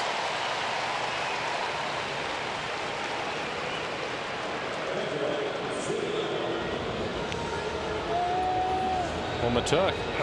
I'm not sure. I think he assumed because he had to go to the track that Kyle was going to tag up and go to third no matter what, but Kyle wanted to read it. He goes back to tag up, watch him take about 3 steps, stop and look back, and then he sees the ball going into second. So he'll move up to third. A much better situation for Mike Zunino to drive in around with just the 1 out. Kyle Seager, ball player. Zunino getting the infield single, strikeout. Runners here in the corner, 1 out. So the draft coming up June 4th through 6th, trying to create a model where you could compare numbers of one guy to what he might be in his career, or if this happens, or numbers, you know, who he's comparable to, and maybe you can project out a little bit that way. Is that for all the rounds? Good break for my EQC Tracer. You can see that last pitch, the fastball at 93. It was down the middle, was called a ball, so 2-0 count. I think so. Yeah. Trying to. And that's a difficult thing. That's a lot of players. A lot of players. And he also pointed out. Zunino, base hit right field. In the gap, cut off by Castellanos. But Healy able to get to third, and Seager able to score. Zunino's second hit picks up an RBI, and the Mariners increase their lead. And hopefully this is a good sign for Mike and the Mariners. This is actually a really good pitch. It looks like a fastball right on the outside corner, probably just above the knees. As he goes with the pitch, solid line drive in a 2-0 count. Primera Supermo and the swing by Mike.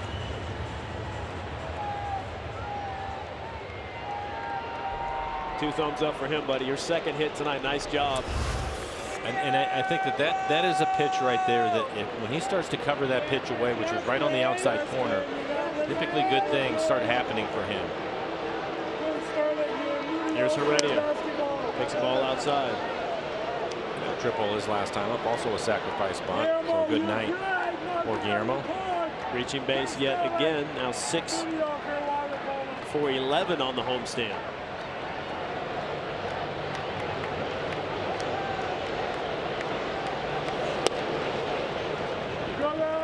That one again. Looks like it might have.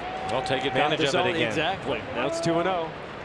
Lewicki's got to walk off the mound, and here comes Rayner to talk about this one. 2 calls going the Mariners' way. There's such a big difference. Between 1-1 and 2-0.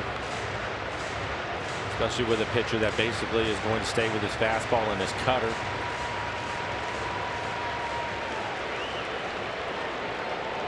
All's quiet though in the Tigers bullpen. Again, Lewicki's a guy who can't go multiple innings.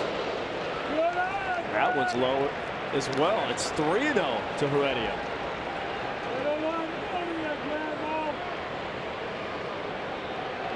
And with Seager scoring and close the book on fires, 5+, 4 runs, all of them earned. That one definitely a ball. Heredia walks on 4 pitches. The bases are loaded for D. Gordon. Hey, Tuesday, May 29th, Bark at the Park night at Safeco Field for just $50. You and Man's best friend will receive tickets to the game, a Mariners dog food bowl, and the chance to walk around the bases postgame.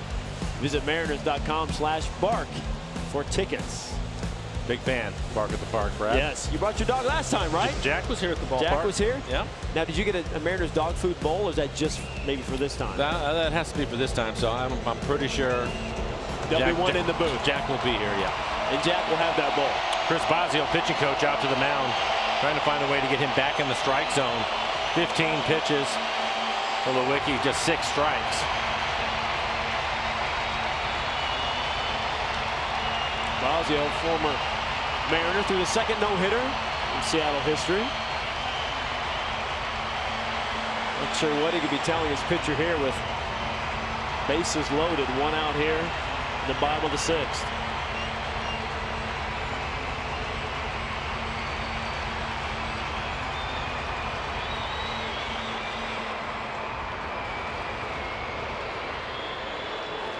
Be a fly out and a couple of ground outs. Had that sac fly last night in the 7th. Fly ball will do the job here tonight. That one Line drive foul to right field. You always feel as a hitter that the pressure's on the pitcher in a bases loaded situation. An experienced hitter at this level, yes. I think a younger player can get anxious at times. Maybe try to do too much. Ground ball off the glove of Lewicki into right field. 1 run in. Here comes Zanino. That is going to be a double for D. Gordon. The ball barely gets to the outfield grass. 2-run double for that man. Couple of RBIs for him. Just tremendous speed. And the Mariners now 3 for 9 runners in scoring position.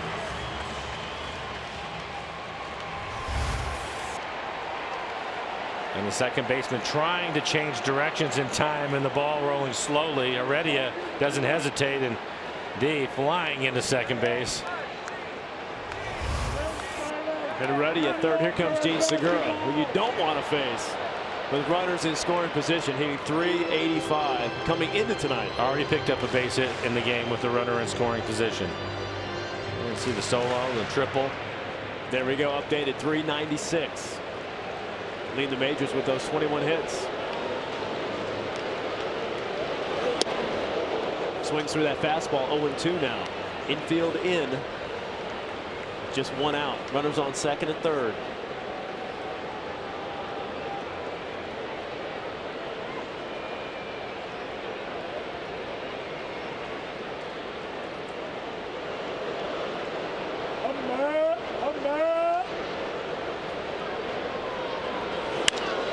Fly ball right field. Castellanos going back. Makes the grab, but this will score a run, and D. Gordon walks into third as Heredia walks home. The Mariners up their lead to 7-2.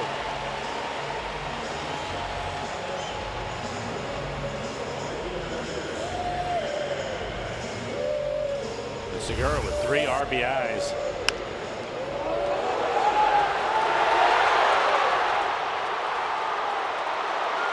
Look at D. Gordon get to second base. My goodness. Off the pitcher's glove, double. Here comes Mitch Haniger with 2 outs, runner on third. It was interesting watching that and seeing the names on there. Keep in mind that D. Gordon was at home plate, so he had to swing and then get going as far as his momentum goes. And we both know that Heredia can really run. He was almost to second base at the same time Heredia was getting to third. Amazing. Yeah. You smell that hit, you just go. Another gear he found. I think once he saw the ball rolling from the dirt to the grass in the outfield, and knowing that the right fielder Castellanos had to run and to get the ball, that that's when he really took off. Top end gear. The man drives a Lamborghini. You know he's fast. Haniger fouls out of play. Count now 1-2. Haniger's got a single back in the first inning. 1 for 3 tonight. One of 4 outfielders in the American League, hitting .290, 10 home runs and 30 RBIs. 1 of 4. It's a nice start from Mr. Haniger. Takes it high.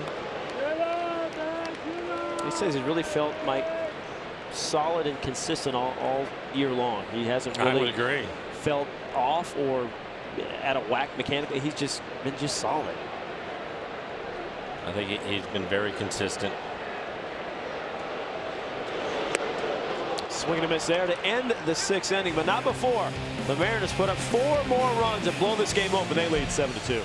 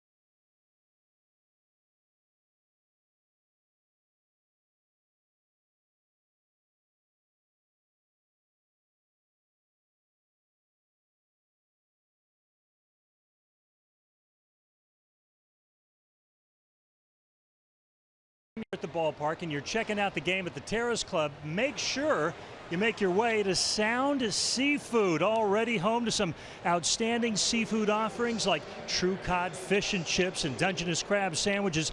This year you can enjoy lobster rolls featuring delicate claw meat dressed with garlic celery aioli on a King's Hawaiian roll. Be sure to visit Sound Seafood at Section 248 the next time you watch a game from the Terrace Club level. The lobster roll is one of Safeco Field's tastiest additions, fellas. Outstanding, Tom, that was outstanding. That was outstanding. I'm hungry. Job, yes. Oh, here comes Victor Martinez. Got one of the 3 hits against Pax and a solo home run back in the 2nd inning.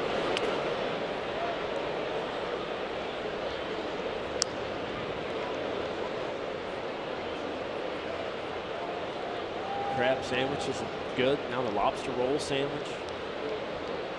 Butter garlic, delicately braised. It's good. Oh, straight on the game. Come on, Brad. Come on, bring it home. 7th inning. Good to see Pax is still out there. Just 85 pitches. Well, let's keep an eye on him, though, because he was in the dugout for a long time. Martinez, center field, ready on the horse. Got it. Always a great break on the ball.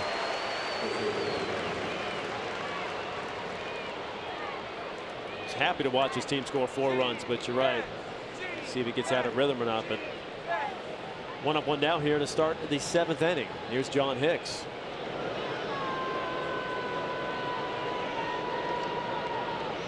With this walk and a double, Hicks has been on base twice tonight, hitting .300 on the year. Big shoes filling in for Miguel Cabrera at first base. He's done a really nice job for them. Normally a catcher. I was watching Cabrera today work out. He was taking some ground balls at first. Took some batting practice. Did not see him run.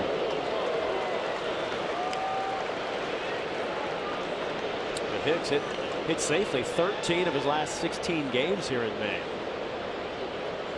See the matchup tomorrow. A couple of lefties from Liriano and LeBlanc. Inside fastball. 2-1. Still throwing 95. I guess that's a good sign.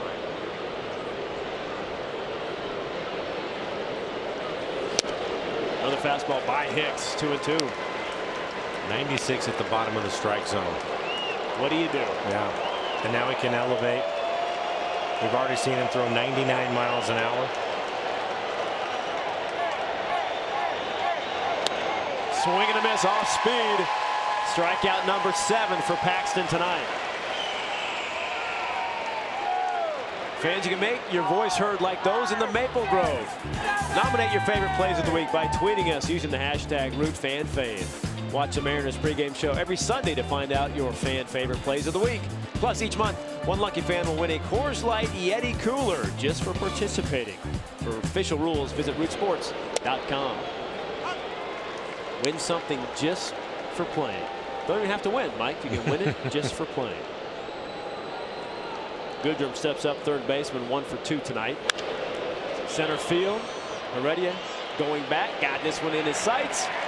And that is a 1-2-3-7 for Mr. Paxton. Mariners still lead 7-2.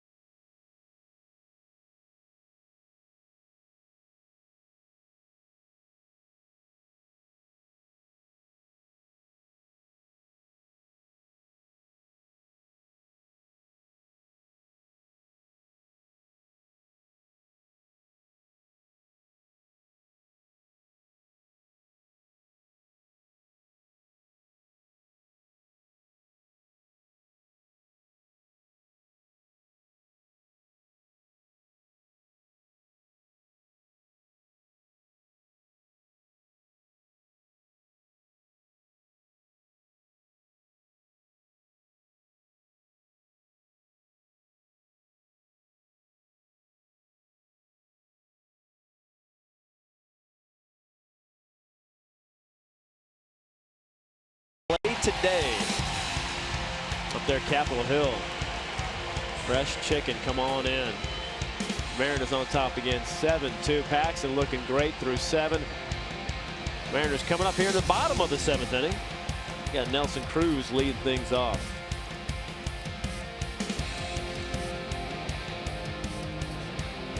Nelly hit in the 1st inning on the elbow pad, so stays in A-OK. Grounder to short, a strikeout.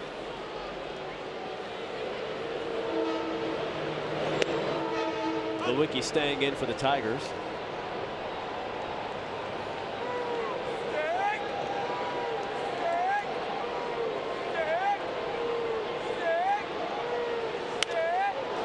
Foul right side. Mariners a chance to even up the season series with the Tigers. They hang on tonight. 3 games apiece. You mentioned Nelson being hit on the elbow with that pad, and that last swing right there looked like there was some pain involved.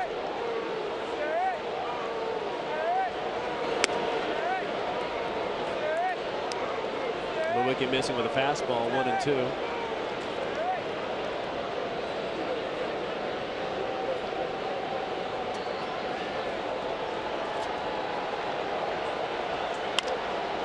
Nelly ground ball, Iglesias at short. Over to first for the out.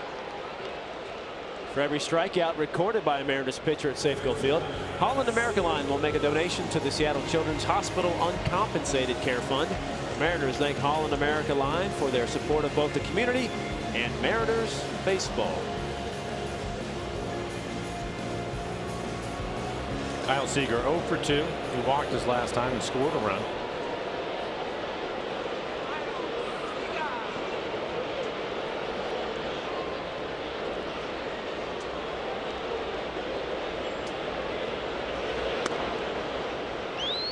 Off speed outside.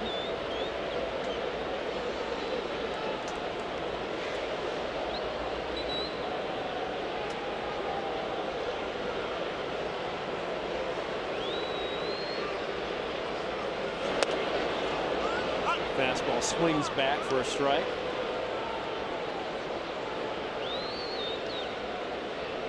Paxton around 95 pitches, nobody getting loose in the pen. Scott Service going to try to get another inning out of him. Why not? Boy, he's throwing the baseball tonight. Seager now behind 1-2. How much better May for Kyle? I didn't like that swing though, did he? He's up to 28 RBIs, 3rd on the team.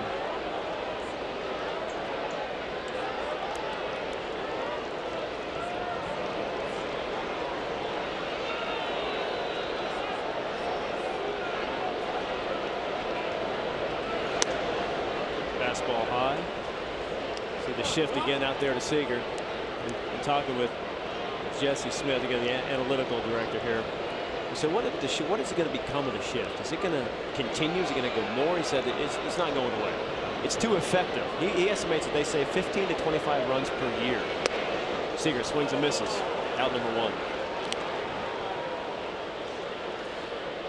Well, we've got a wedding proposal here tonight. Now, Jimmy and Sherry. Jimmy, very smart, waiting for a cameraman. And then here we go. Well, get down on your knee. If you're going to do it, you got to do it right. Come on, Jimmy.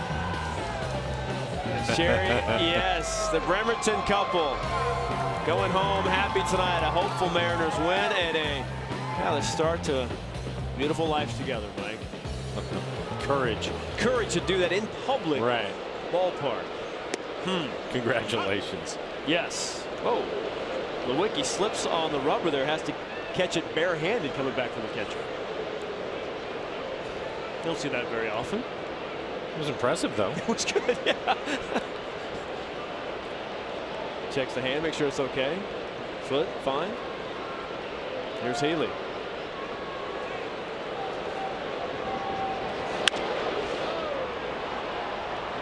Ryan with a base hit to center field. And here it is. Trips himself. Yeah, it was caught on a shoelace.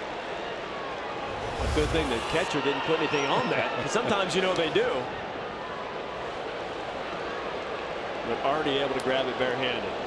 At that point, you probably let it go into center field, don't you? Absolutely. Get out of the way. I know Kruger's going to want to see that, show it, and say, hey, pitchers are athletes. I keep telling everybody, pitchers are athletes. After he almost tripped and fell off the mound. I forgot about that part. Yeah. The barehanded catch was good, though.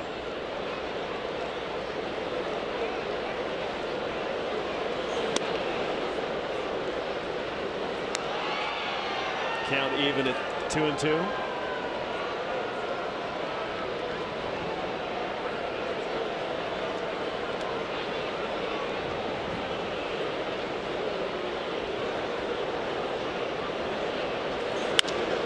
Another line drive center field. Coming down, Martin slides in, makes the grab. Leaves a divot out there as well. Quick inning for the Mariners. We go to the 8th.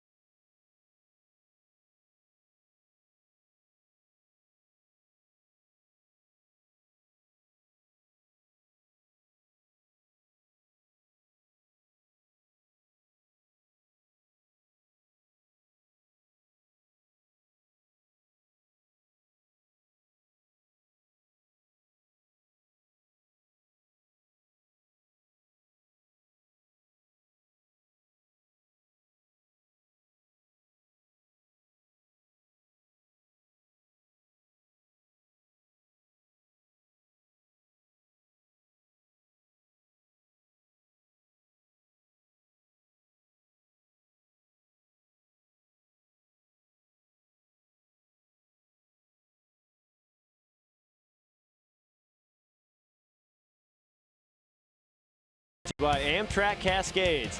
What a beautiful way to travel. Visit AmtrakCascades.com. Another shot, Capitol Hill, getting ready for the block party. I think you can see the stage there in the background. Kind of.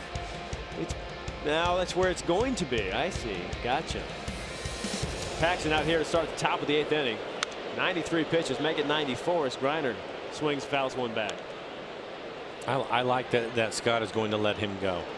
I think for James, he is somebody that can handle 115, 120, which is rare in today's game, but I don't think that bothers him at all. Give you a chance to rest your bullpen.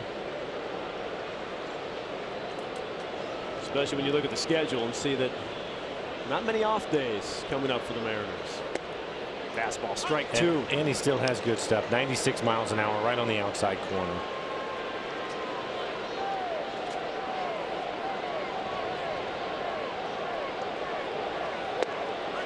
Griner looking. Paxton starts the 8th with his 8th strikeout. Stick around after the game for Mariners post game presented by Alaska Airlines. We'll talk about the Maple Grove and their guy, Mr. James Paxton, no doubt about that. And the offense coming alive. Segura and the Gamble home run. We'll hear from the skipper as well and talk about tomorrow's finale of this set. This holds again, the Mariners' chance to win the season series, win this series, taking 3 out of 4 from the Tigers.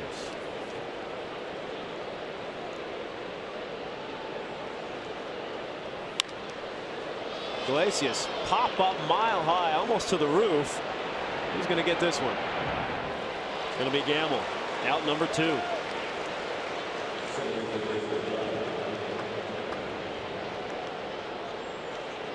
Next pitch will be 100 for Paxton. A couple of guys up in the pen, but if this is a quick out, maybe you let him go. It looks like Pazos is going to get loose.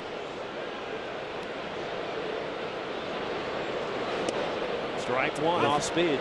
He looks great. Doesn't seem to be having any issues at all. Still has his fastball 95 to 98 miles an hour. There's one at 97, top of the zone. They're still chasing it. 0-2 to Machado. Get a strikeout right here. They give him 9.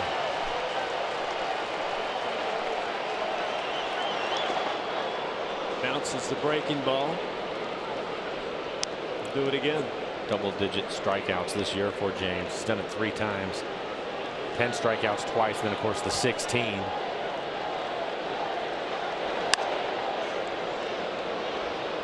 In 7 innings.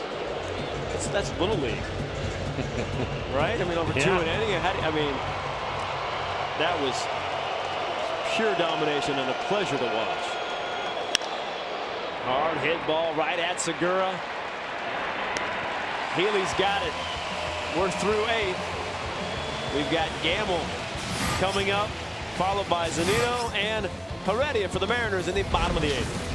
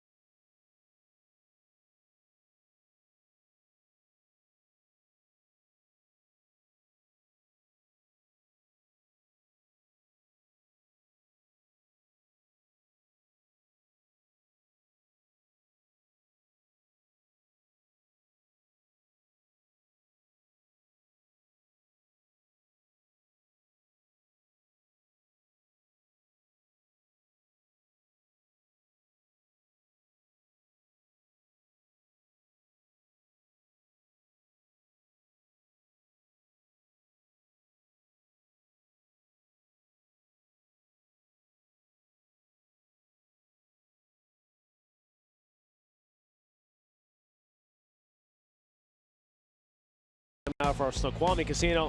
Around the league, the A's take care of the Jays. I believe that's a 3-game sweep. Excuse me, 3 in a row in Toronto.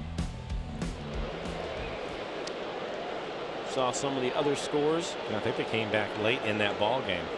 The A's are playing well. The Mariners go there, start a 3-game set Tuesday, Wednesday, Thursday, but they're over 500. Very much in the mix. Everybody in the West. Everybody in the West above 500.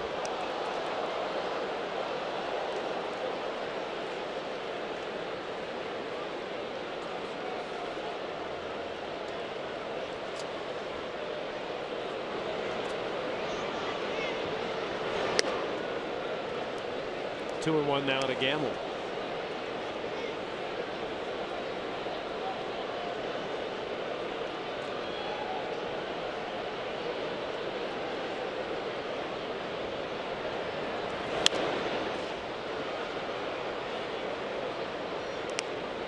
Beginning of the year, you're thinking West. Obviously, people are picking and knowing about the Houston Astros, World Series champs. You think the Mariners will be right there. Then the Angels did some things over the winter. So you thought they would be pretty good.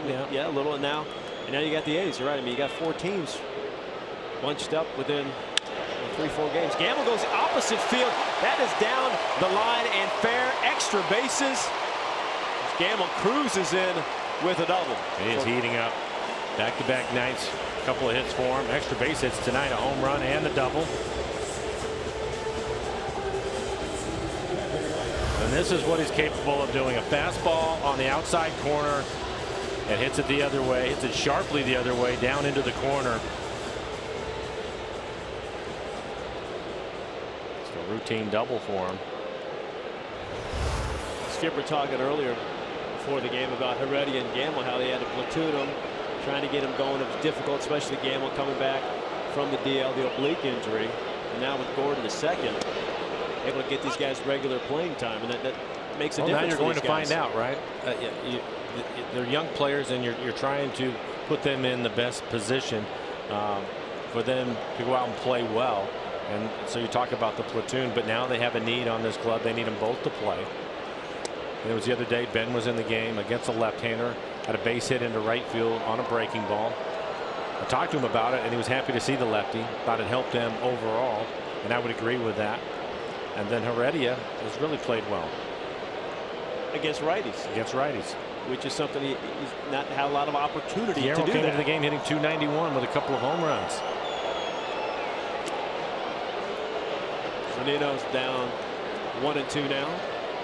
And Zunino coming up with a big RBI single in the 6th inning. Going to right field. That was on a well-located fastball right on the outside corner, just above the knees, and he lined it over the second baseman's head.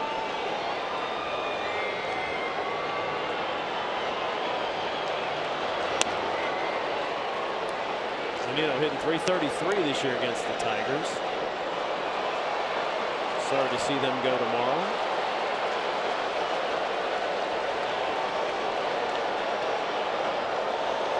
Again, Mariners to Oakland. Detroit goes to Minnesota. He just stays alive.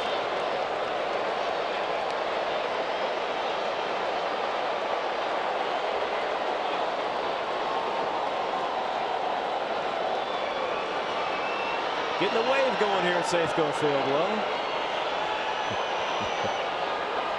There's always some exuberant fans that try to get that going. Sometimes they get a section or two to play along. Don't drop the bobblehead. Exactly. Zunino swings and misses for out number 1. Download the app, play for free, start your streak, and compete to win $5.6 million. Download Beat the Streak today in the App Store or on MLB.com/BTS. Speaking of Heredia, here he is against quietly a good night.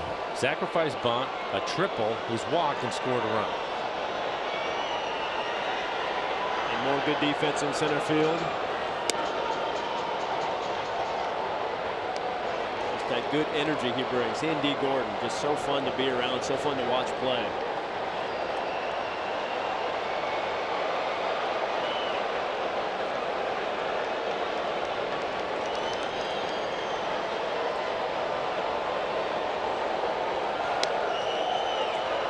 And now a hitter's count.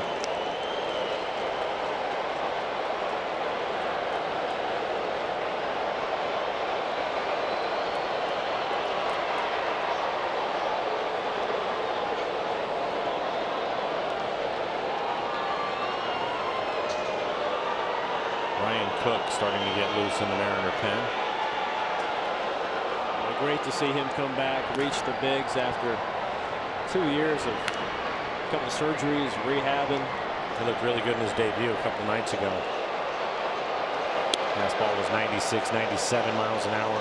Pretty good slider to go along with it, commanding the strike zone. Pitches an inning and a third. He and Jerry Dipoto, I mean, Skip and Jerry Dipoto were talking about what a big boost he can be for the bullpen. 4-pitch walk to Heredia. First and second now, 1 out for D. Gordon. Heredia, his second walk in the ball game. Yeah, I think with Ryan Cook, from what we saw in his first outing, and then you look at his career and what he has done as a closer and all-star. I think for Scott, it won't take him any time at all to have the confidence to put him in a high leverage situation, pitching in the 7th and 8th inning in a close ball game. That will happen. And it gives you another option if Diaz ends up pitching 3 days in a row and you need to give him a rest, but it's a safe situation. You have a guy that has done that, and Cook. All-star with the A's. D with a double his last time up. Double that went all of about 110 feet. I would say that's about right. Off the pitcher's glove. Machado couldn't get it at second. Just in the grass at right field. And he never slowed down.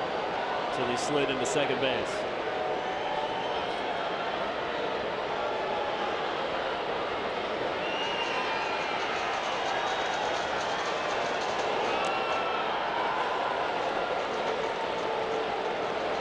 One to one now to D.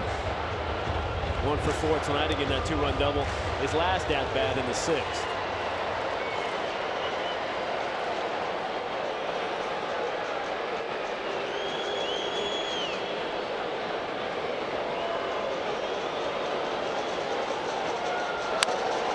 Line drive center field. Martin right there, out number 2. Here comes Segura. Fans, our annual Ultimate Fan Contest has officially returned. Root Sports will be looking for the Ultimate Fan in the state of Alaska throughout the month of May. Send us a photo and story on our website at rootsports.com/ultimate-fan, and you can win a VIP trip for 2 to Seattle in September, a personalized jersey, and more. For official rules, visit rootsports.com. As Mr. Segura steps in the box, already with a couple of knocks tonight.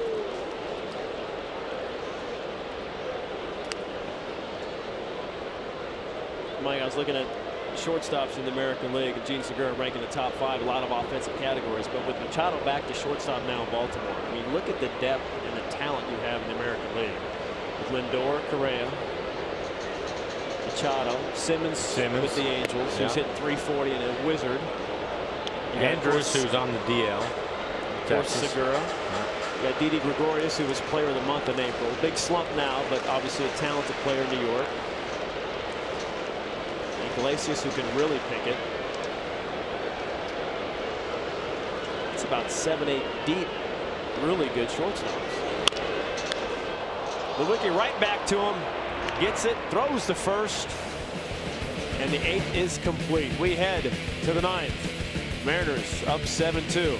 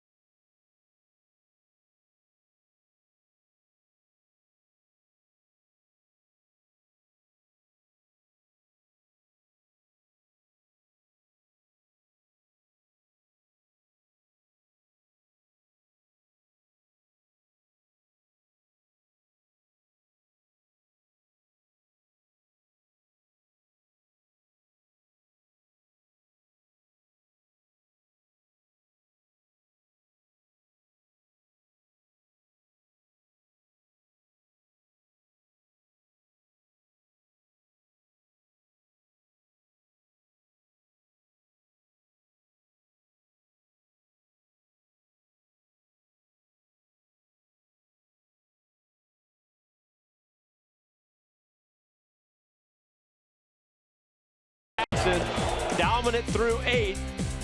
104 pitches. He got 8 strikeouts. Retired the last 11 batters. And James Paxton's night is not done. He is out for the 9th, looking for his 2nd career complete game. Maybe a couple of strikeouts so that they can get to double digits. 8 strikeouts for him. He's topped out at 99 miles an hour. He's had the good curveball and slider working for him tonight. Martin and 1-1 here. Martin, a strikeout victim twice tonight already in the 1st and the 6th inning.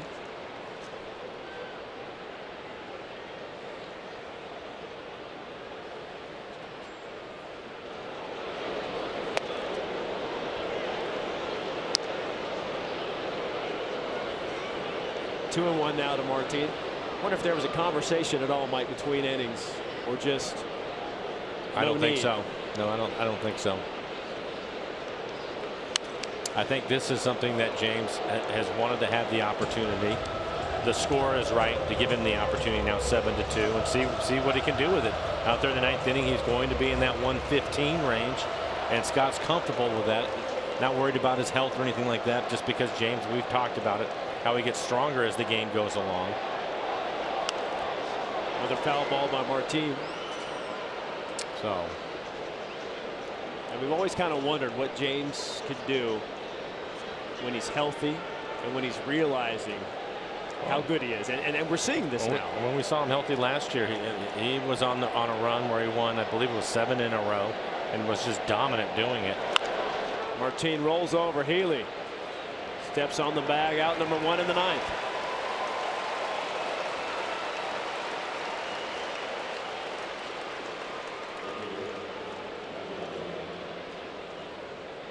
James now with 110 pitches.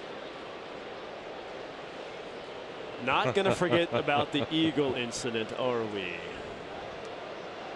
But the good luck charm is Paxton trying to get us done here before sunset. You know, the 6:10 start.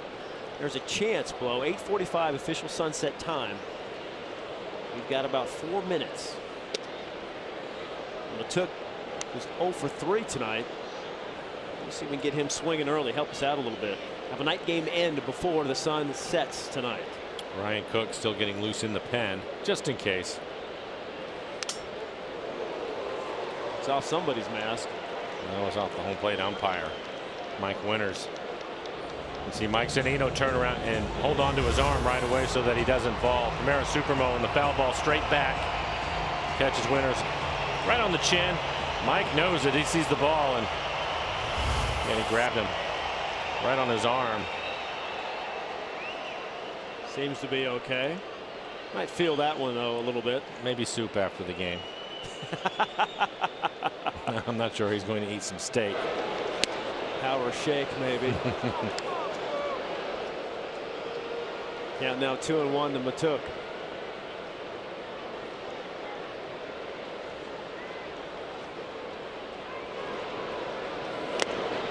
Swing and a miss, 2-2. That's still the good fastball, top of the zone, 96 miles an hour.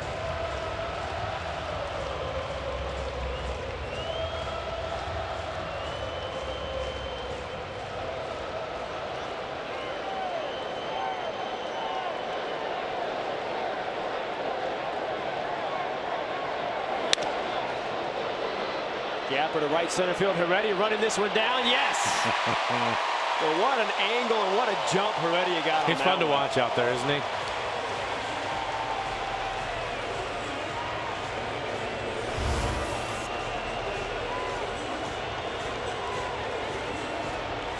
Had it the because whole of the way. jump and the angle and of course his speed, it's an easy catch for him. Paxton saying thank you, buddy. We got 1 out to go here. It's Castellanos. And Paxton already struck him out 3 times tonight. Looking for the sombrero. Breaking ball, strike 1. Fans on their feet here at Safeco Field. Not just the Maple Grove, but everybody here.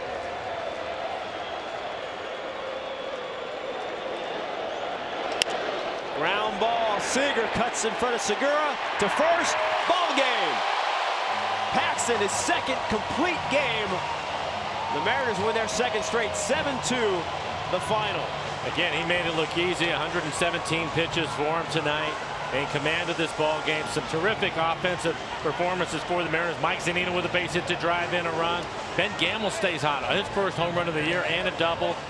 You go back to Segura also with a home run and a triple tonight. Segura also drove in 3 runs. So really did a terrific job, and it was good to see the Mariners have an easy win coming back with a day game tomorrow. Wade LeBlanc on the mound for them and a chance to win the series. But for James Paxton, continues to pitch well. Now 3-1. He goes the distance. Season high in pitches. A big win, and the skipper congratulating his lefty tonight, letting him go. Yeah, I like that he let him go. He's been talking about it, trying to find a situation where it works for him, and you're going to have it right here.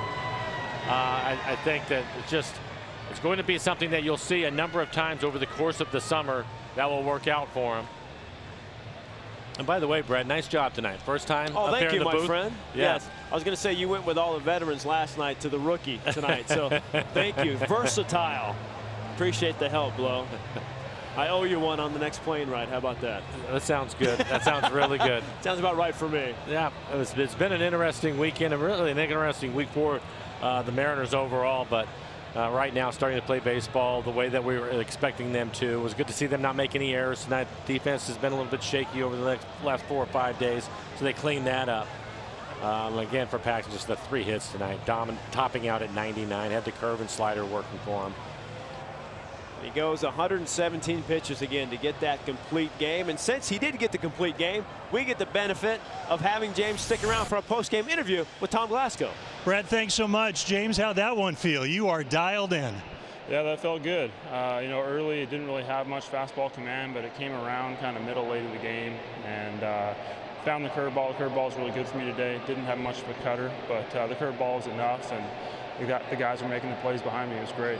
Second complete game of your career. I vaguely recall the first back in Toronto. Compare the stuff you had tonight, not only to that no-no in Toronto, but the game prior, the 16 strikeouts. Yeah, the 16 strikeout game, I had a special fastball. You know, I didn't have quite that good a fastball tonight. That one had a lot of life the whole game. You know, I kind of found second gear in the latter third of the game, and it carried me through the end of the game there.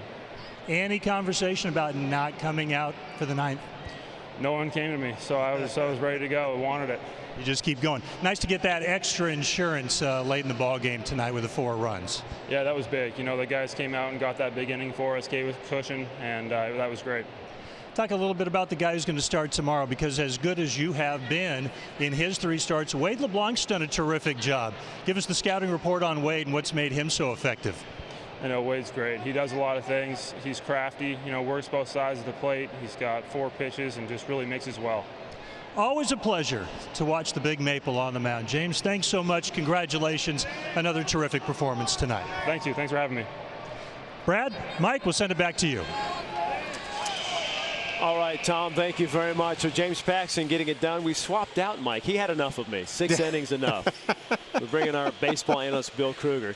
You can do a half hour with me, though, right? Yeah, I'm a sprinter. I'm not the marathoner, you know.